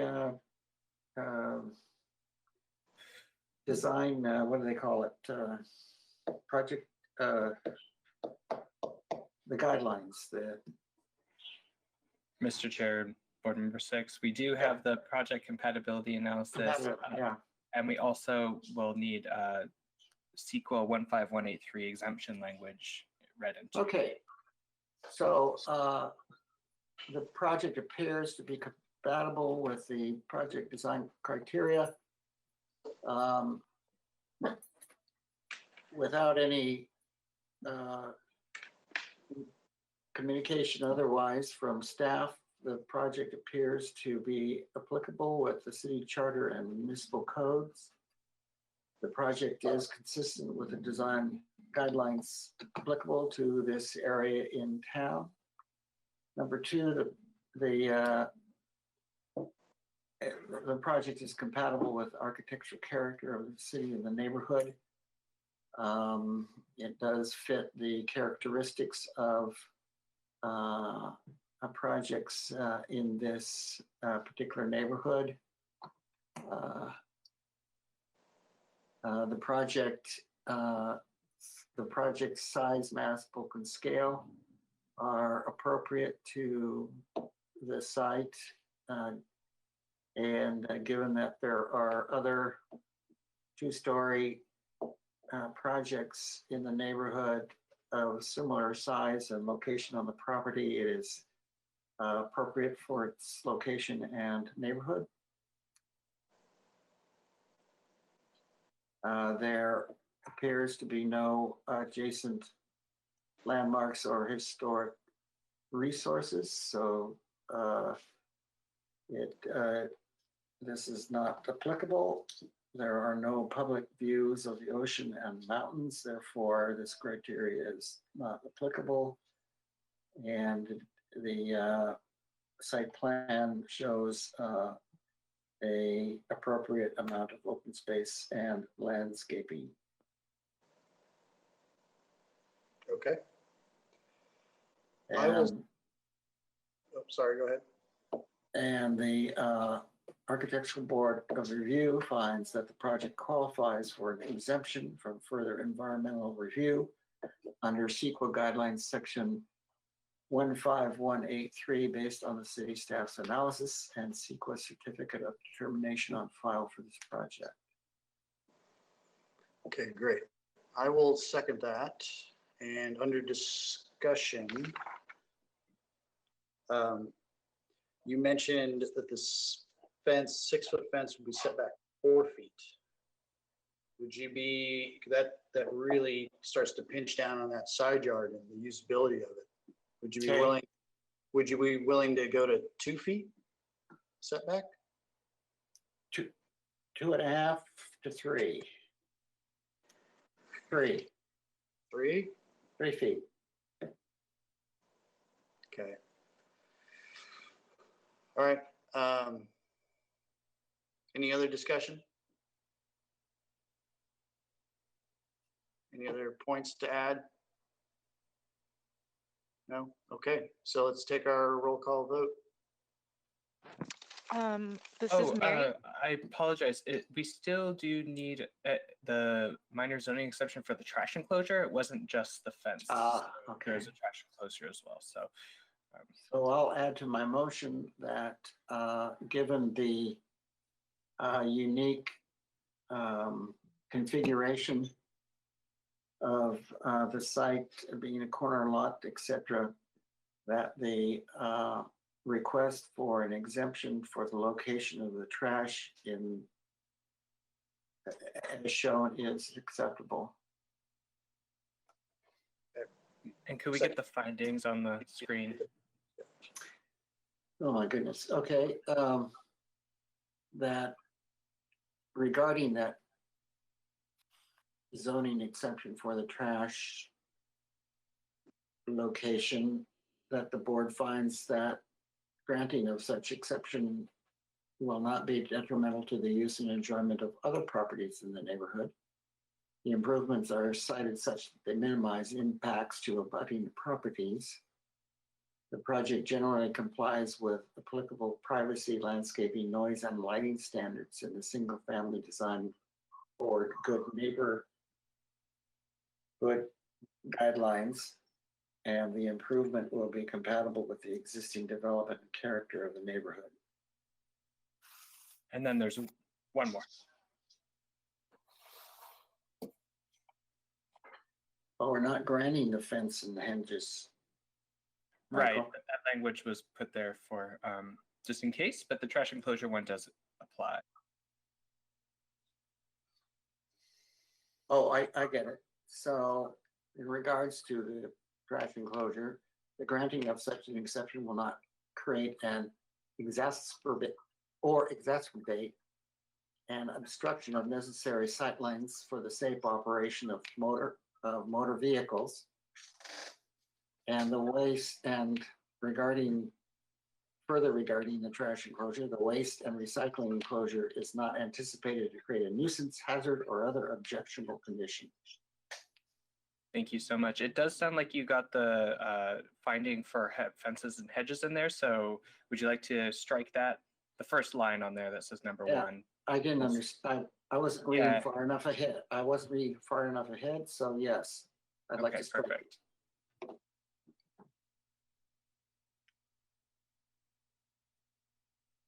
Okay, so I'll accept those amendments to the motion. If there's no other comments, let's do our roll call vote. Okay, this is Mary. I will take roll call. Chair Moore, Yes. Vice Chair Six, Yes. Board Member Black, Yes. Board Member Cunningham, Yes. Board Member Olson, Yes. and Board Member Whalen. Board Member Whalen. I vote yes. All right, thank you. Motion passes. Okay, thank you very much. That is it for item number 2. And item number 3 was continued. That's correct, Matthew? That's correct. And I believe the next item is for 5:35. Yep. So does that mean we can start at 5:15 if the applicant, or 5:20 if the applicant is ready? It would be 5:20. Okay, so we will recess until that time. Thank you.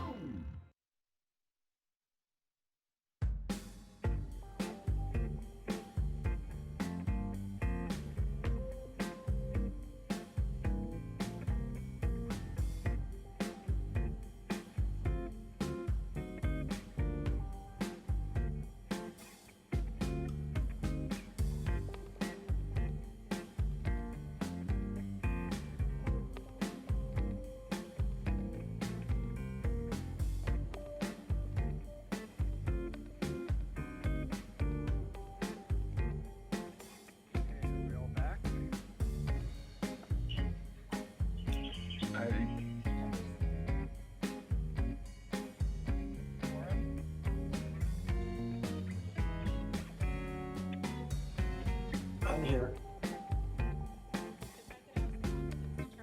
Hands, I think we have a quorum, but I just want to double check.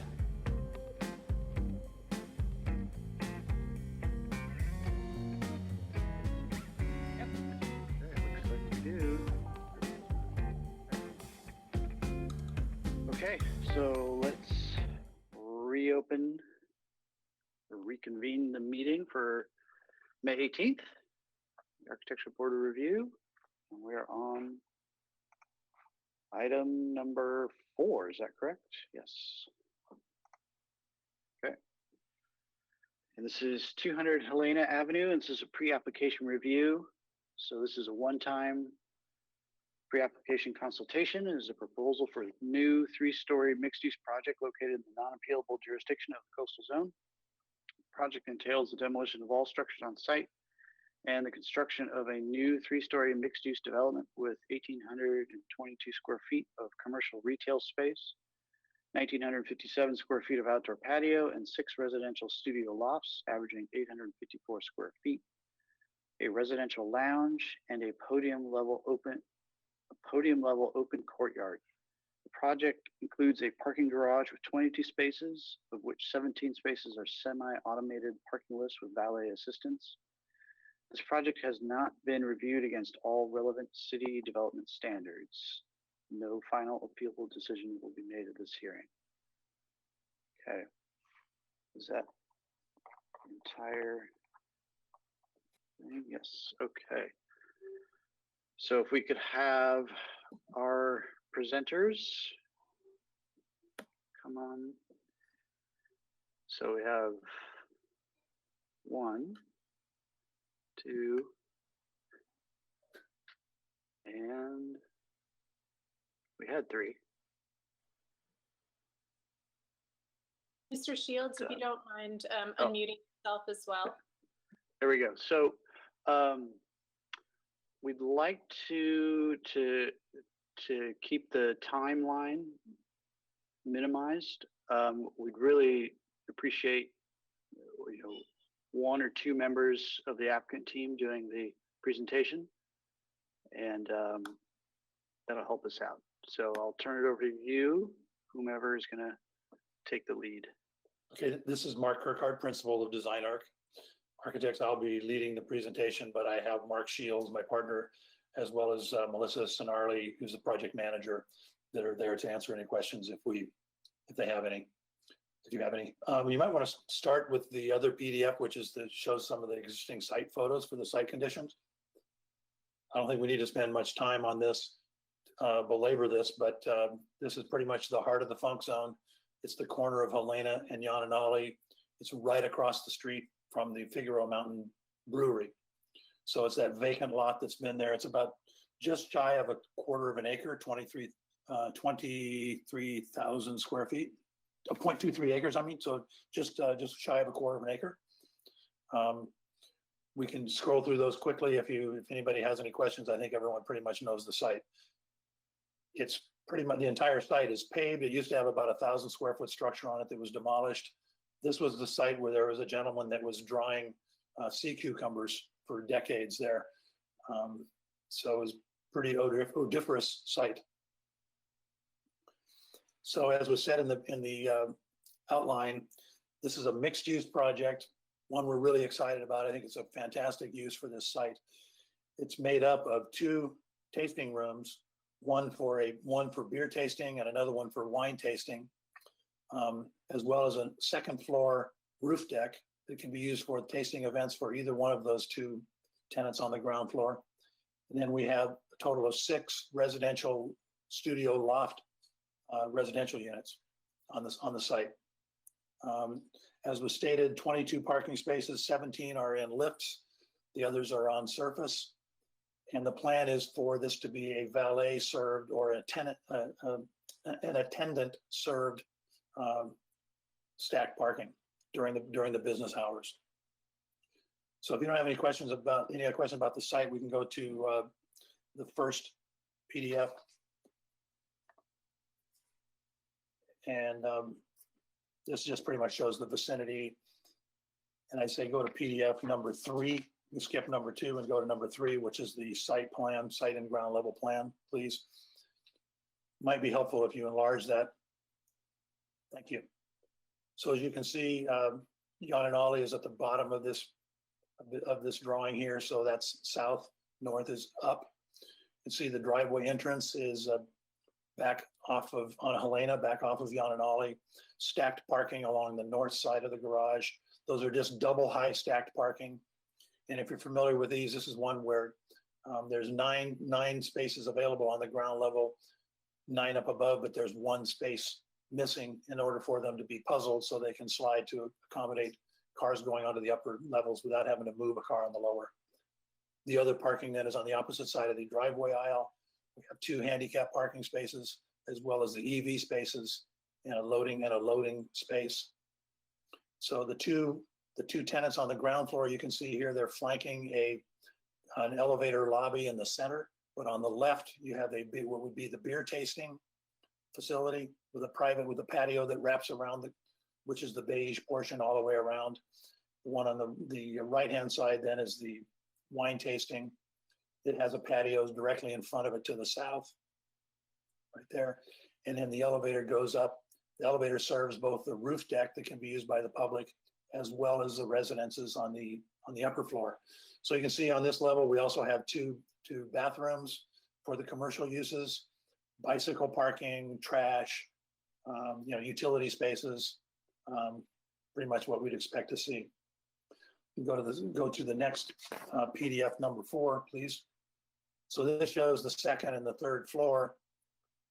On the left-hand drawing, if you wanted to enlarge that one, it would make it a little bit easier to see.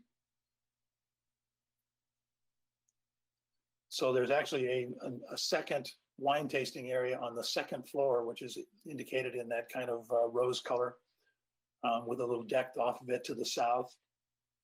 And then the elevator comes up to serve both that second floor of the wine tasting as well as the outdoor roof deck. That elevator would have a locked off door on the opposite side that only the residents of the apartments would be able to have access going north out of the elevator. So it keeps the general public and the residents can share the elevator, but the general public would not be able to get out on the north side unless they had a key card, it would be done with fobs.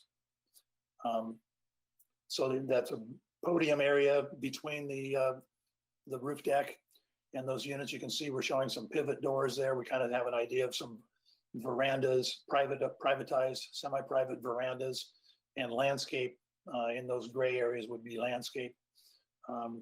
Combination of maybe depressing the slab, but also the other option is to have some raised planters. We haven't really fully developed the landscape yet. So each of the 6 residential units is basically just a loft living space on this level. And then if you move over to the drawing on the right, you can see the second floor. They are all loft. It's not an enclosed bedroom. It basically just overlooks a double height space in the living room. And then it has each one has a stair that goes up to the roof deck. But before you go there, there's also an amenity space, a common amenity space which is on top of the wine tasting that's on the upper floor, which is just to the south there. You can see. You go up to the next level on PDF number 5. Shows the roof decks. So each one of those units would have a privatized roof deck with views to the south, high enough to get up over the top of the other buildings in the area. I think those would be really, really great little artist type lofts to live in down there. Go to the next PDF number 6. Maybe you can enlarge the south elevation, which is the top one.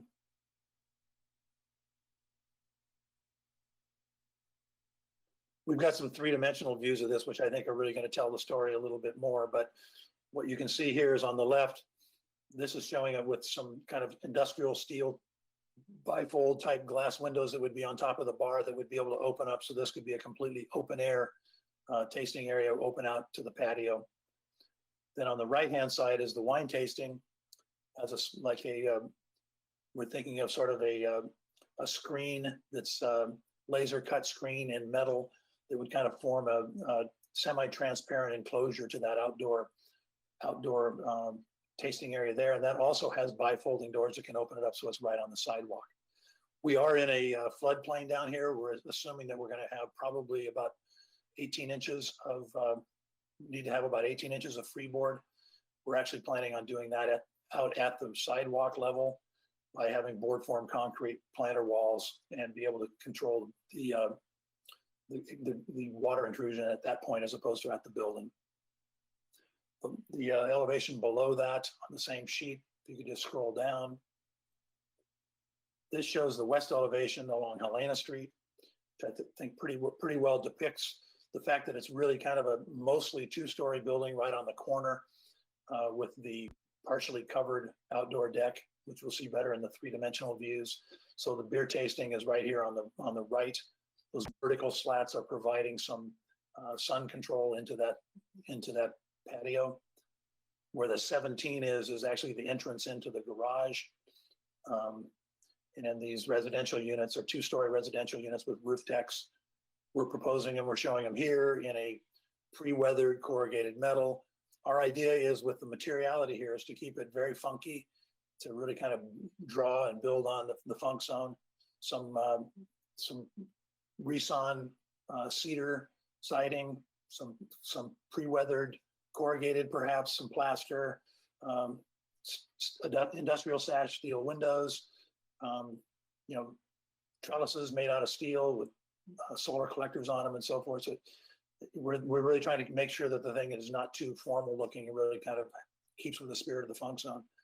The big thing you can see here is the massing is completely separated where those palm trees are up on the upper podium. That is a gap that's about 25 feet wide between the buildings. So those residential units are going to have a nice common area outdoor space plus the individual roof decks. Go to the next slide, PDF number 7. This shows the north elevation, which is adjacent to some small, this probably scheduled for development at some point. There's some small corrugated metal sheds on it. So the units are held back far enough so we can actually have some views up towards the mountains. And we've got a long continuous planter there that we're thinking we're going to be using for some of our stormwater management. And those roof decks also have views back to the city, as you can see. The section to the right of that on the same sheet pretty much tells the story. So the garage is about 14 feet clear inside in order to get stacks for 2 cars. You can see how the loft units work and the stair going up to the roof deck. And you can see that's going through the commercial tenants. We're thinking that those commercial tenants also have the high ceiling. You can see we're looking at a little sun shading that might actually hang out over the sidewalk, which we think we can do to make sure we have good sun control on those patios as well. I think it'd be best now if we would just go to PDF number 8, which is some three-dimensional views. Leave it right there if you would. And I would enlarge the view at the upper left-hand corner if you could, please. So that's the view along Helena Street. You get a little bit of an idea of the sun shading for the beer patio on the right. Let's move to directly to the right, the top right-hand corner view, which is a three-dimensional view from the corner. So there is a big street tree down there, but we're proposing to add a few more street trees of the same species. But you can see behind those trees is the outdoor roof deck with people on it. The beer tasting is down at the bottom. This is showing it with the windows open, so it's all totally open air. That floor kind of flips down on the west to provide the sun control on that late west afternoon sun. And we really went to a lot of trouble to try to create 2 kind of separate feelings for the 2 wine tasting. We kind of recognize that beer tasters and wine tasters are kind of a different breed. So they kind of have different feelings to them. The wine tasting maybe being slightly more sophisticated, a little bit more elegant, and the beer being, a little bit more rugged.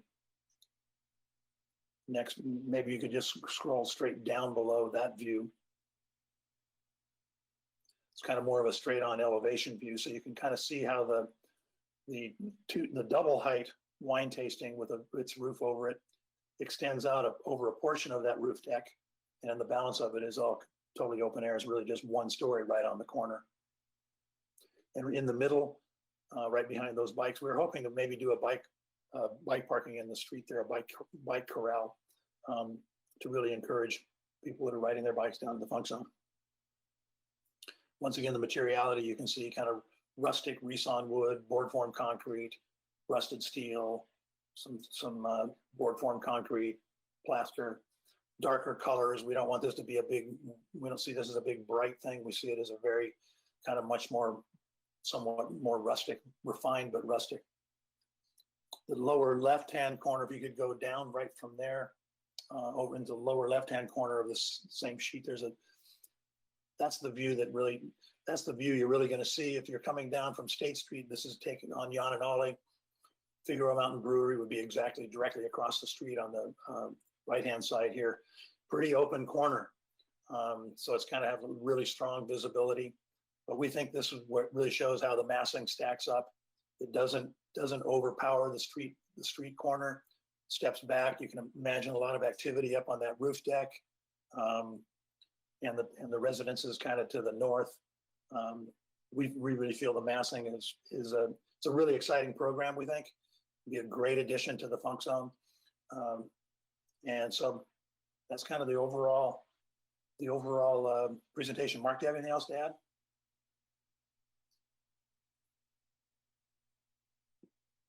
You're muted. I'm unmute.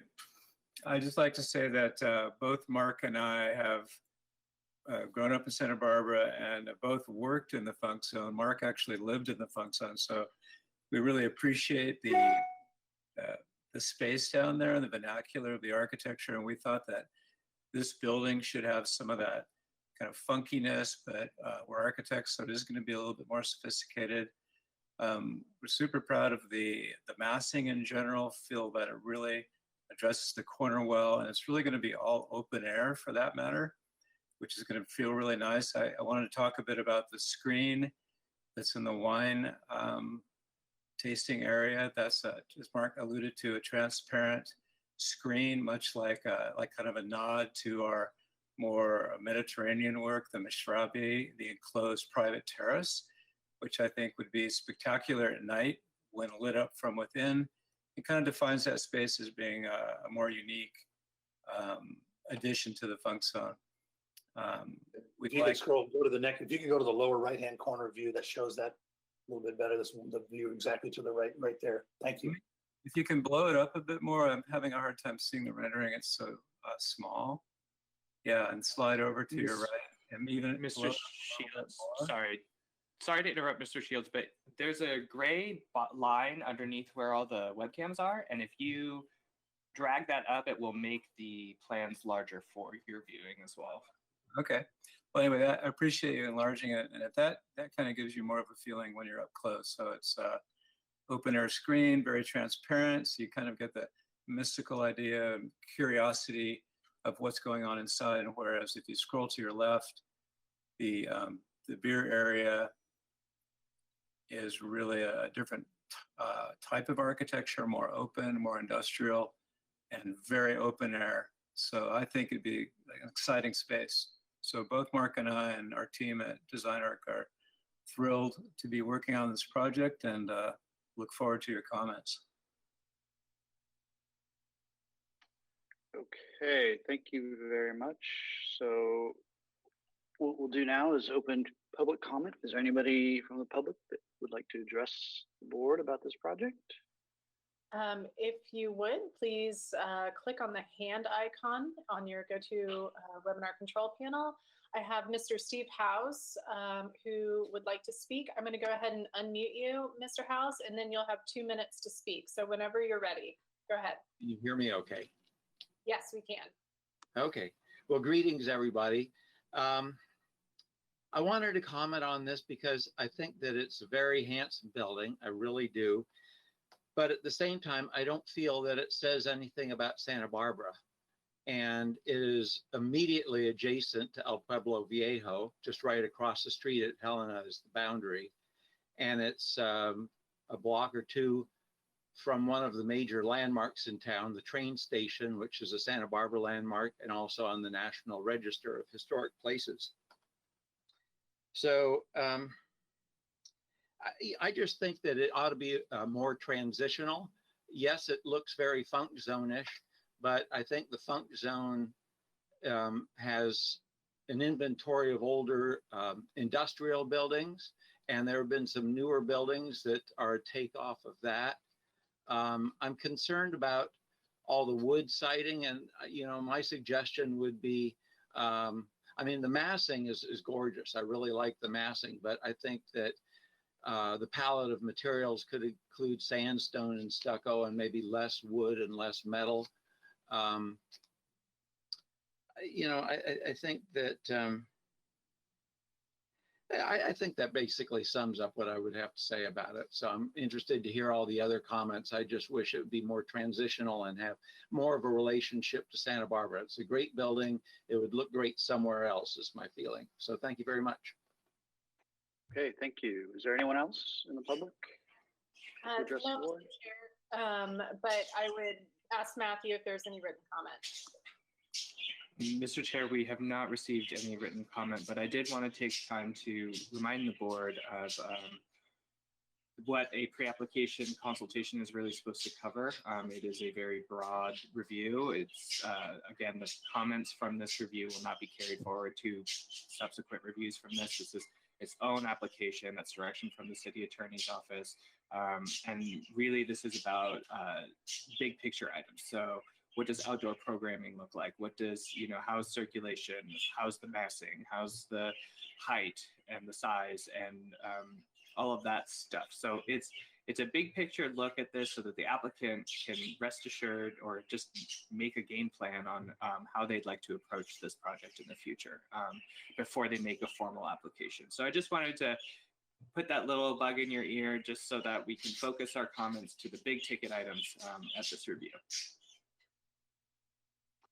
Okay, thank you, Matthew. All right, so we will go to questions. Why don't we start with Richard? Kevin, you need to, yes, okay. And pardon my interruption, Mr. Six, do you mind turning on your webcam? Yes, thank you. I'll sit up straight. Questions. I guess a specific question to start off with. I noticed that on the north elevation, you have significant, I would assume, steel sash windows. Can you, and it's only 4 feet away from the north property line. Are you sure you can do that within the fire code? And do those have to be fireproofed? We're 6 feet back, and I think we were a little aggressive with the size of those windows. I think we're going to be limited to like 25%. So those will undoubtedly get smaller. Okay. You haven't done any studies on none of your photographs have visuals from State Street, and I didn't notice any. I'm particularly concerned about kind of as the public mentioned, it's more visual from State Street than the first funk zone building on the south side of Yananoli, given that that is only a 1-story and the very tall 2-story between it and State Street is goes all the way back to the property, its back property line away from State Street, whereas the north side has an open parking lot. Do you have any visual of or any photographs of that gap? We don't have any yet, but we could certainly, I think that's a good comment, that as we develop this further and we make a formal application, we could do some photo sims from those vantage points. Yeah. We understand it's a very visible corner, which was why we were trying to have it, primarily that corner is a 2-story corner. It's actually a 1-story corner with an open roof deck on top of it. So we think it's going to be pretty handsome view from that side, but we will provide some photo sims as we move forward. Okay, and well, my question's on the height. I think I think you should answer that later. Is a study of the various heights of the two-story buildings right at State Street, both south and north on Yananali in relationship to yours.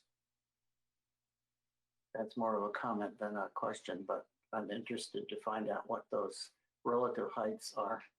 And it'll probably be apparent in your photo sims. Those are my questions. Thanks. We'll take that into account.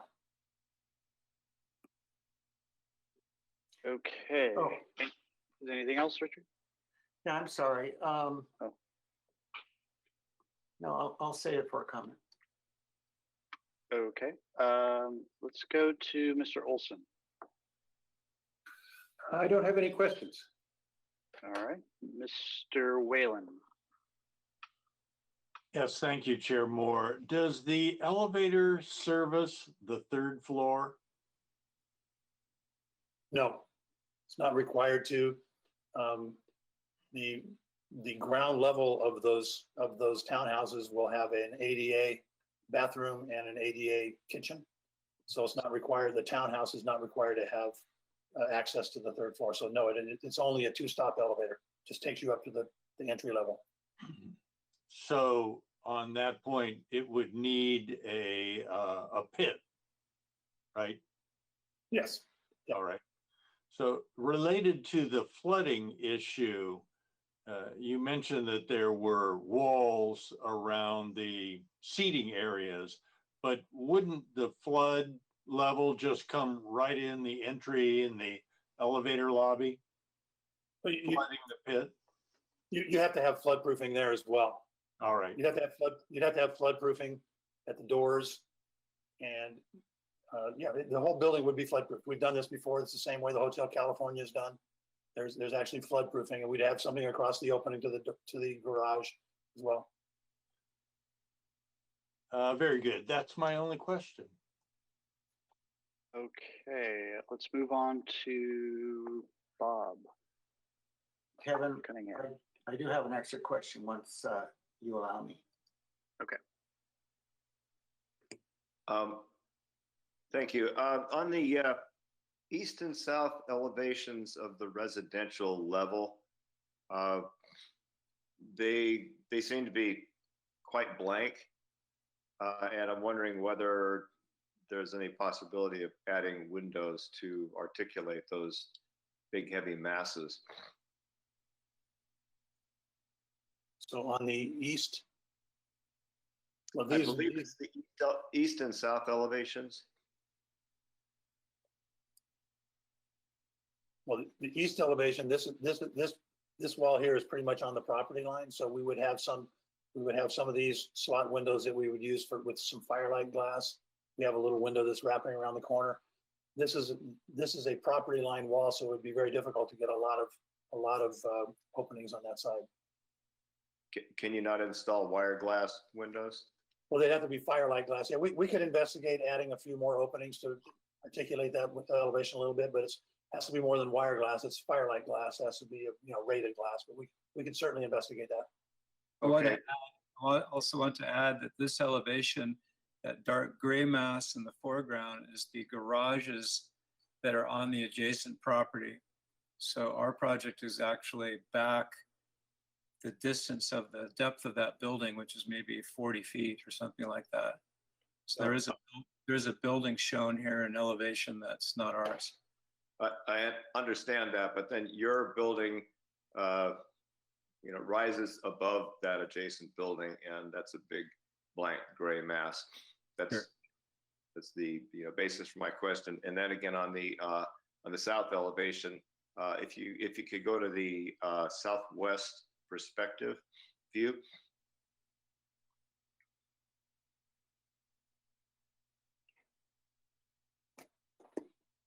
There you go. think the upper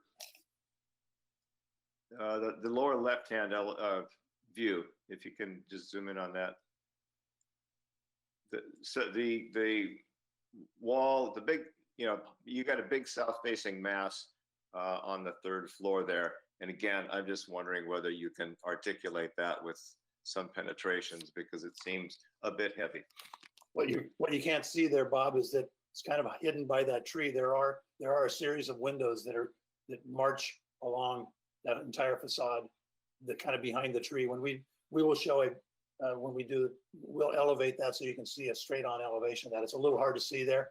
See that tree above the tree, just to the left of the tree there. There's the beginning. We got some sunshades on some windows there, but we're aware that there'll definitely be there's some openings there.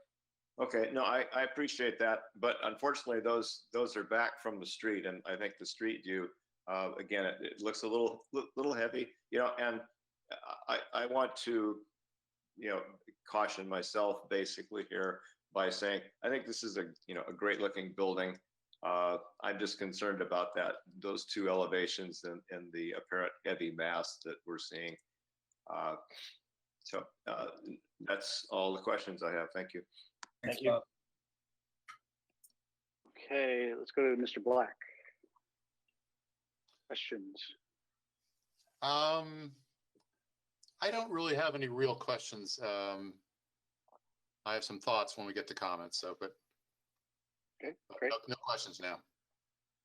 All right, Mr. Six, you had an additional question? Yeah, is there, to the applicants, are these restaurants on the ground floor, are these restaurants on the ground floor expected to be serviced off the street? Or I don't see a direct service route from the garage. Is your intention to be serviced from trucks and so forth pulled up on the street? It would be street service. It would be street service. They're not restaurants either. I'd make that very clear. So, wine tasting. So they have storage. They'd be doing their own, washing glasses and so forth. So it's not like a food service kind of a situation. It's okay. So it's pretty light. Yeah. We also have a permeable space, a surface that could be used for deliveries, which is just to the south of the entrance to the parking garage. Okay, thank you. Okay. All right, so I have a few questions. Okay, go ahead, Bob. I don't know if Mark and Mark, you've thought about what you're going to do about your stormwater. You did mention a permeable space. I'm concerned about the parkway strip. Have you consulted with Public Works and Creeks regarding making use of the public parkways for stormwater retention? We haven't gone that far yet, but we have had some preliminary conversations with several civil engineers, and this is such a high water table down here, and it's not very permeable. It's not very, the soil doesn't really percolate that much. So we think, and right now the site is virtually 100% paved. So we're thinking that we're going to be more involved in cleaning the water before it goes into the storm drain, rather than necessarily retention, putting it back into the groundwater. But certainly that'll something we'll have to address. Thank you.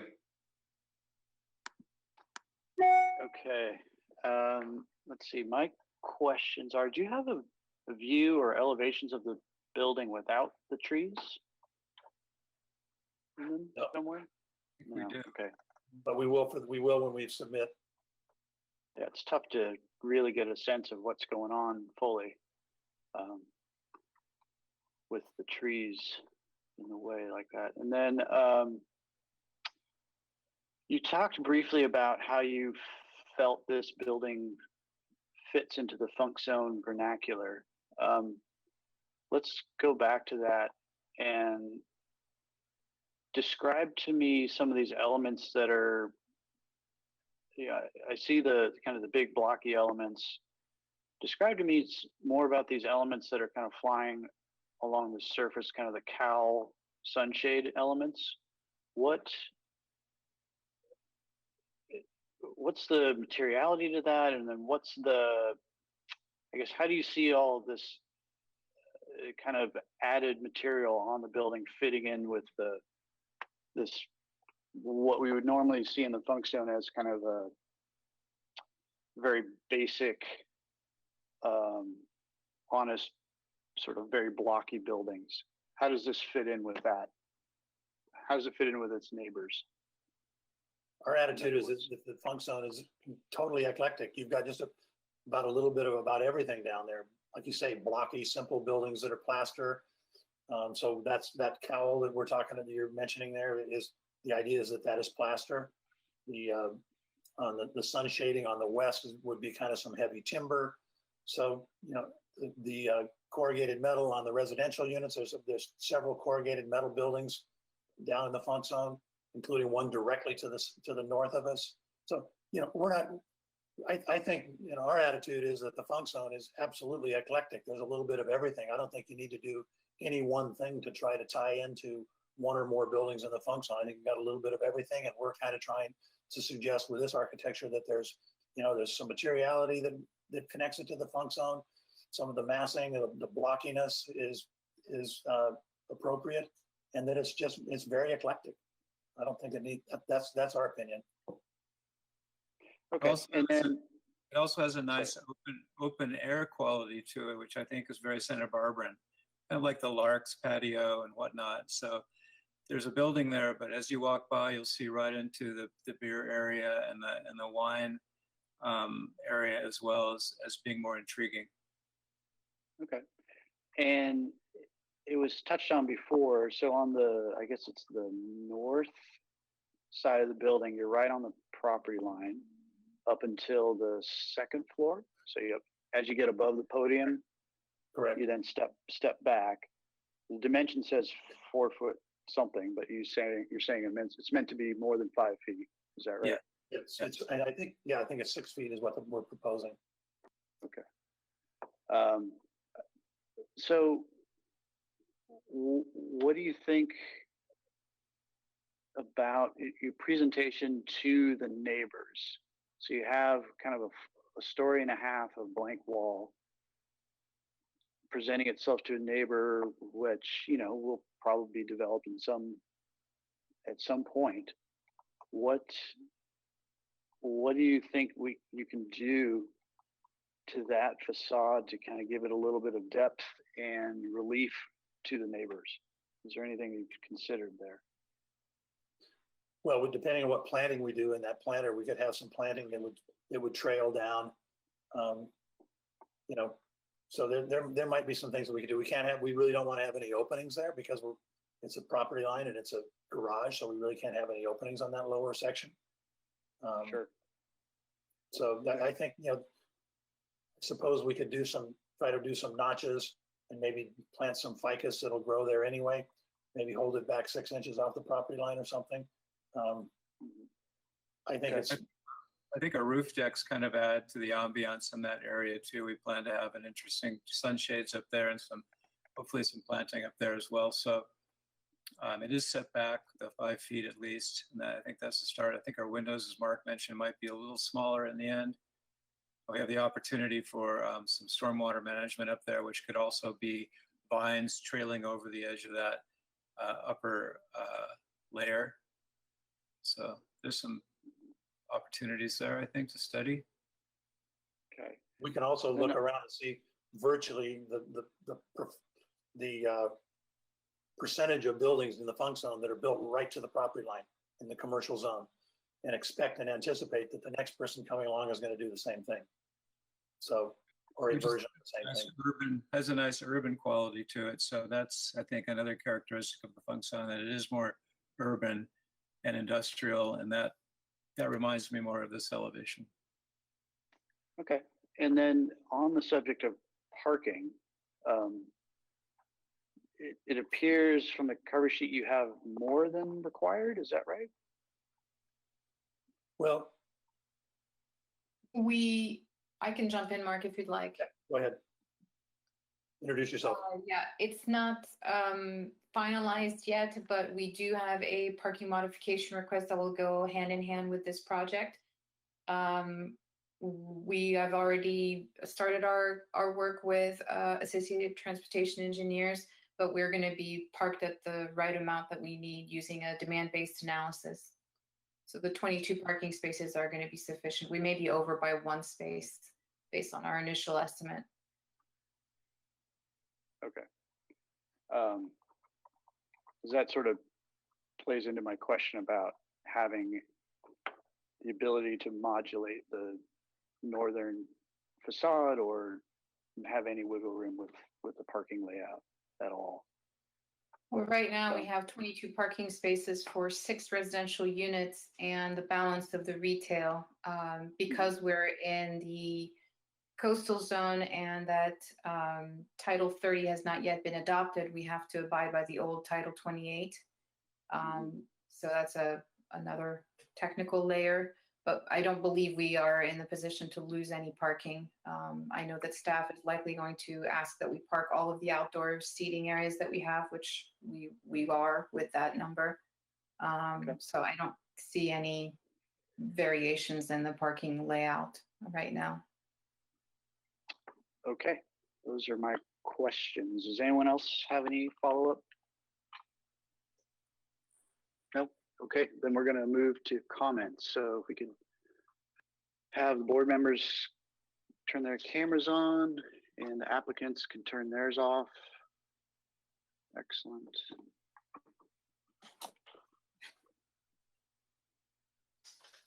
Okay, we have Mr. Whalen. There we go. Okay. Let's see, who wants to start? Leon, do you want to start? Yes. So as to the uniqueness of this building as it might compare to Santa Barbara and the usual kind of Santa Barbara architecture that we might expect, and in some respects, some of the things that Mr. House has said, I think the Funk Zone presents the opportunity to do this very type of architecture. And I think the massing is great. I think it's very clever, and I support it wholeheartedly. I think it's quite good. I'll be interested to see how it relates to neighbors height-wise. I don't have a sense of that from my desk here. And I also think that the colors and material choices are very good. I think it has a chance to go too dark. It seems like that maybe it could go into the Darth Vaderism here as it gets blacker and blacker, but I do think it's quite good. As a beer drinker, I'd like a little more respect for the former there. So anything that you might give consideration to of that, I'd appreciate it. That's all I have. Okay, thanks. Thanks, Leon. Mr. Cunningham, comments? I think this is a very nice looking building. I think I made my point regarding fenestration on the 2 elevations of the residential block. But I think it's a really nice looking building. I want to acknowledge Mr. House's commentary regarding perhaps trying to come up with some elements that may assist with the transitional feel, perhaps using some sandstone where you guys think you might be able to do that. It certainly wouldn't be a deal killer for me if you decided not to do that, because I do think this is a very appropriate piece of architecture for the Funk Zone. And I'm glad you have the opportunity to express yourselves in a part of the city where you don't have a lot of restrictions. I would ask that you work with the city arborist with street tree plantings. There are 2 street trees, one on either elevation, that are pretty well damaged. I just looked at this from street view, so I can't speak specifically regarding what kind of damage has been done, but it looks like there's a couple of mature trees that just probably don't really have a decent future. And I would appreciate it if you would work with the city arborist to figure out what you can do. You know, I would say remove those 2 trees and start over again. But again, I think this is a very nice project. I really wouldn't want to come down hard on restricting you to any particular style, because I think you've already got a really, a great looking building. Thank you. Okay, Richard. Yes, I'm not as positive as my previous members. First of all, I'm very concerned about the visual from State Street, our precious El Pueblo Viejo corridor. And I can't think of any other project that I understand and concur that it should be in the funk zone style, but I can't think of any other site and position of a project differing outside of the El Pueblo Viejo that this is close to and connects visually to the State Street. And I'd be very interested in seeing those visuals that the applicant offered. And even to the point where I don't know whether we need and how it would occur, whether it be an informal courtesy review or something, but I think that we need to get input from HLC on this myself, if and after we see these visuals. I think it's an entirely different beast than the transition from El Pueblo Viejo to funk zone on the south side of the street. There's an open parking where on the south side there's a tall building and goes the full block, and then it goes down to 1 story when the funk zone starts. Here we start with a more modest El Pueblo Viejo 2-story, just less height, and then an open parking lot, and then we have this 3-story funk zone building. So I'm very concerned about that, and would invite input from staff or the powers that be to see if we need to brush this by HLC. As far as the style, I think, and I think Mr. Shields said it himself, he used the word industrial. I see the funk zone being utilitarian, industrial, old industrial.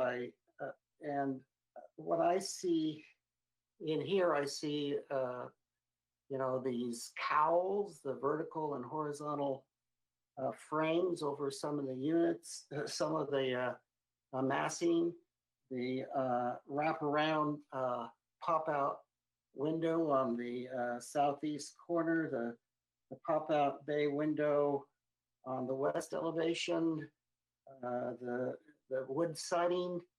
I see these as not going beyond this into a very modern style, and I don't necessarily think that the funk zone wants to go that way. I would not want to expand the funk zone of I know it's eclectic, but I think this building needs to be dialed back, and some of these more modern elements dialed back to sit more comfortably in what I think is a successful eclectic pattern of the funk zone. So those are my comments. Okay. Mr. Black. Yeah, I agree with some of what Richard has to say. I mean, when I think of the Funk Zone, I think of the majority of the buildings down there, and the businesses are all repurposed, old buildings. And this building, as much as I like it, don't get me wrong, and I do, this building would definitely end up being the shiniest penny in the Funk Zone. Richard made a comment about it just kind of pushing up against being a little bit too contemporary. So I think it's just a matter of sort of looking at it that way and thinking about materials and just making sure that it has enough funkiness to really tell the tale, I think. I think it's important too that when you present this in the future that that you have photographs of some of the other buildings around too, so people get a real sense of the character of the Funk Zone and how this would work. But as far as the program is concerned, I think it's great. I mean, this is really going to be good. So, but I think you're definitely on the right track. So that's all I have. Okay, Mr. Whalen. I have nothing to add to this, but just to briefly reiterate some of these points. Member Cunningham brought up the reduction of the mass or the articulation of the mass on the third floor of the west elevation. I too think that the north elevation could stand with some articulation, perhaps some small windows into the bathrooms on that level could help articulate that, because it does have a setback from the parcel line. I agree with the public comment and others' comments that a stronger relationship to El Pueblo Viejo and a sense of place, that we are in Santa Barbara and it does have a distinctive feel to it.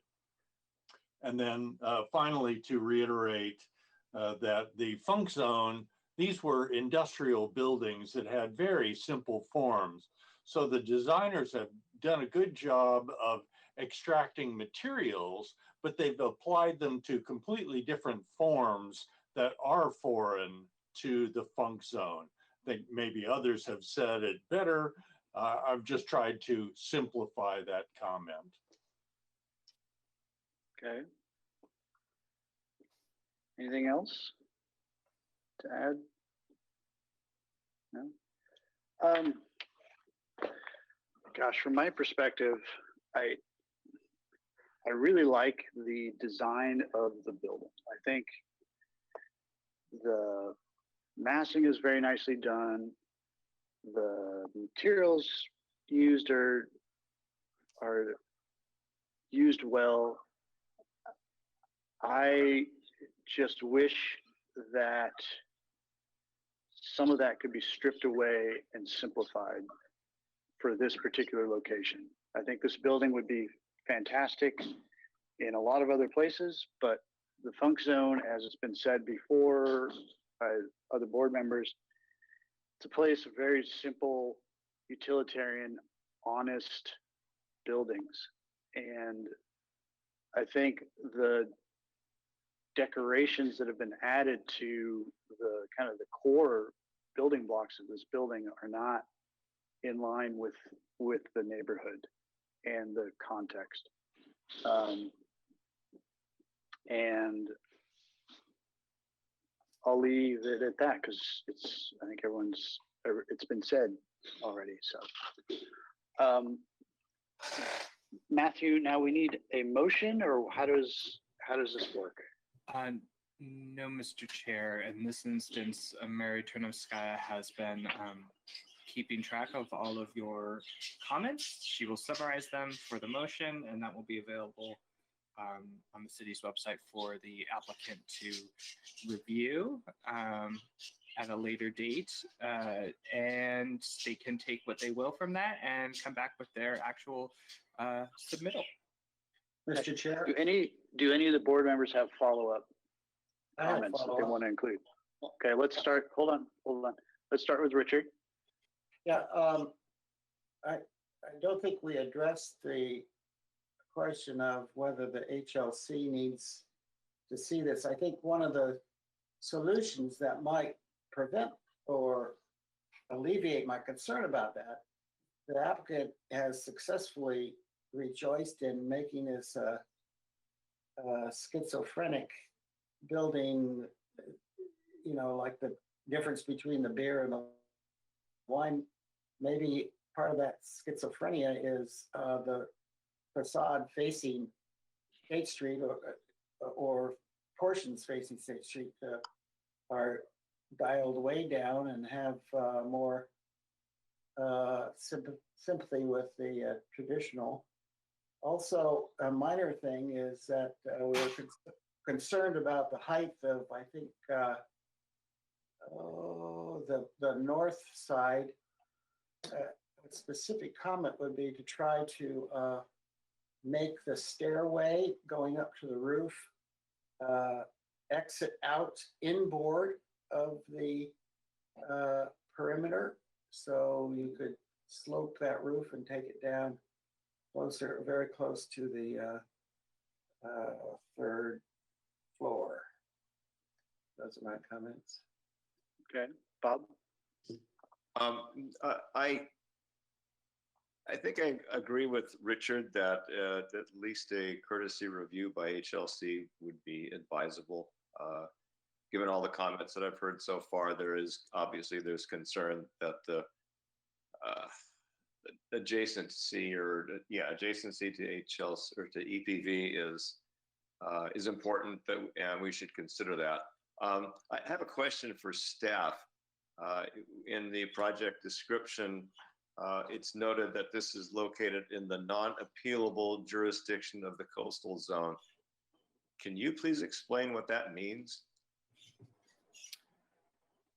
Yes, it is Matthew? definitely more of a planning relevant tidbit of information than it would be for the average layperson. But essentially what it means is it is in the coastal zone. This project will require, most likely, actually, I think it's confirmed, a coastal development permit.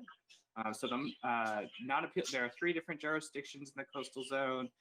This one means the non-appealable jurisdiction just means that it can't be appealed directly to the Coastal Commission. So the project itself will be able to be appealed to City Council once it gets its approvals, but it couldn't be directly appealed to Coastal Commission. Thank you. Okay. Leon, did you have follow-up? Yes, I do.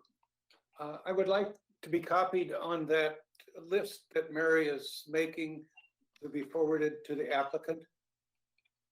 So that would be the minutes will be what she's compiling right now, and those will be made available to you. Certainly the draft will be available to you, and once they are ratified, I'd be happy to send those your way. Thank you. Okay, anything else? Yes, sorry, Mr. Chair. As far as the courtesy review with HLC, I heard you, and I will definitely look into it. I believe there is something we can do. We'll try our best if that is the direction that the board considers appropriate. My personal opinion on that is that I think that some of the comments that were made by the board members, I think are directing the applicant to tone it down a little bit, tone the design back a little bit, and bring it into a little bit more in keeping with that particular area. So, I mean, I don't think it's necessary for HLC to weigh in on this. Sure, and my personal feeling. I apologize. Let me clarify. That would have to be part of an official motion because this is not an application at this time. It wouldn't be something we could do prior to the first review by ABR of the official application.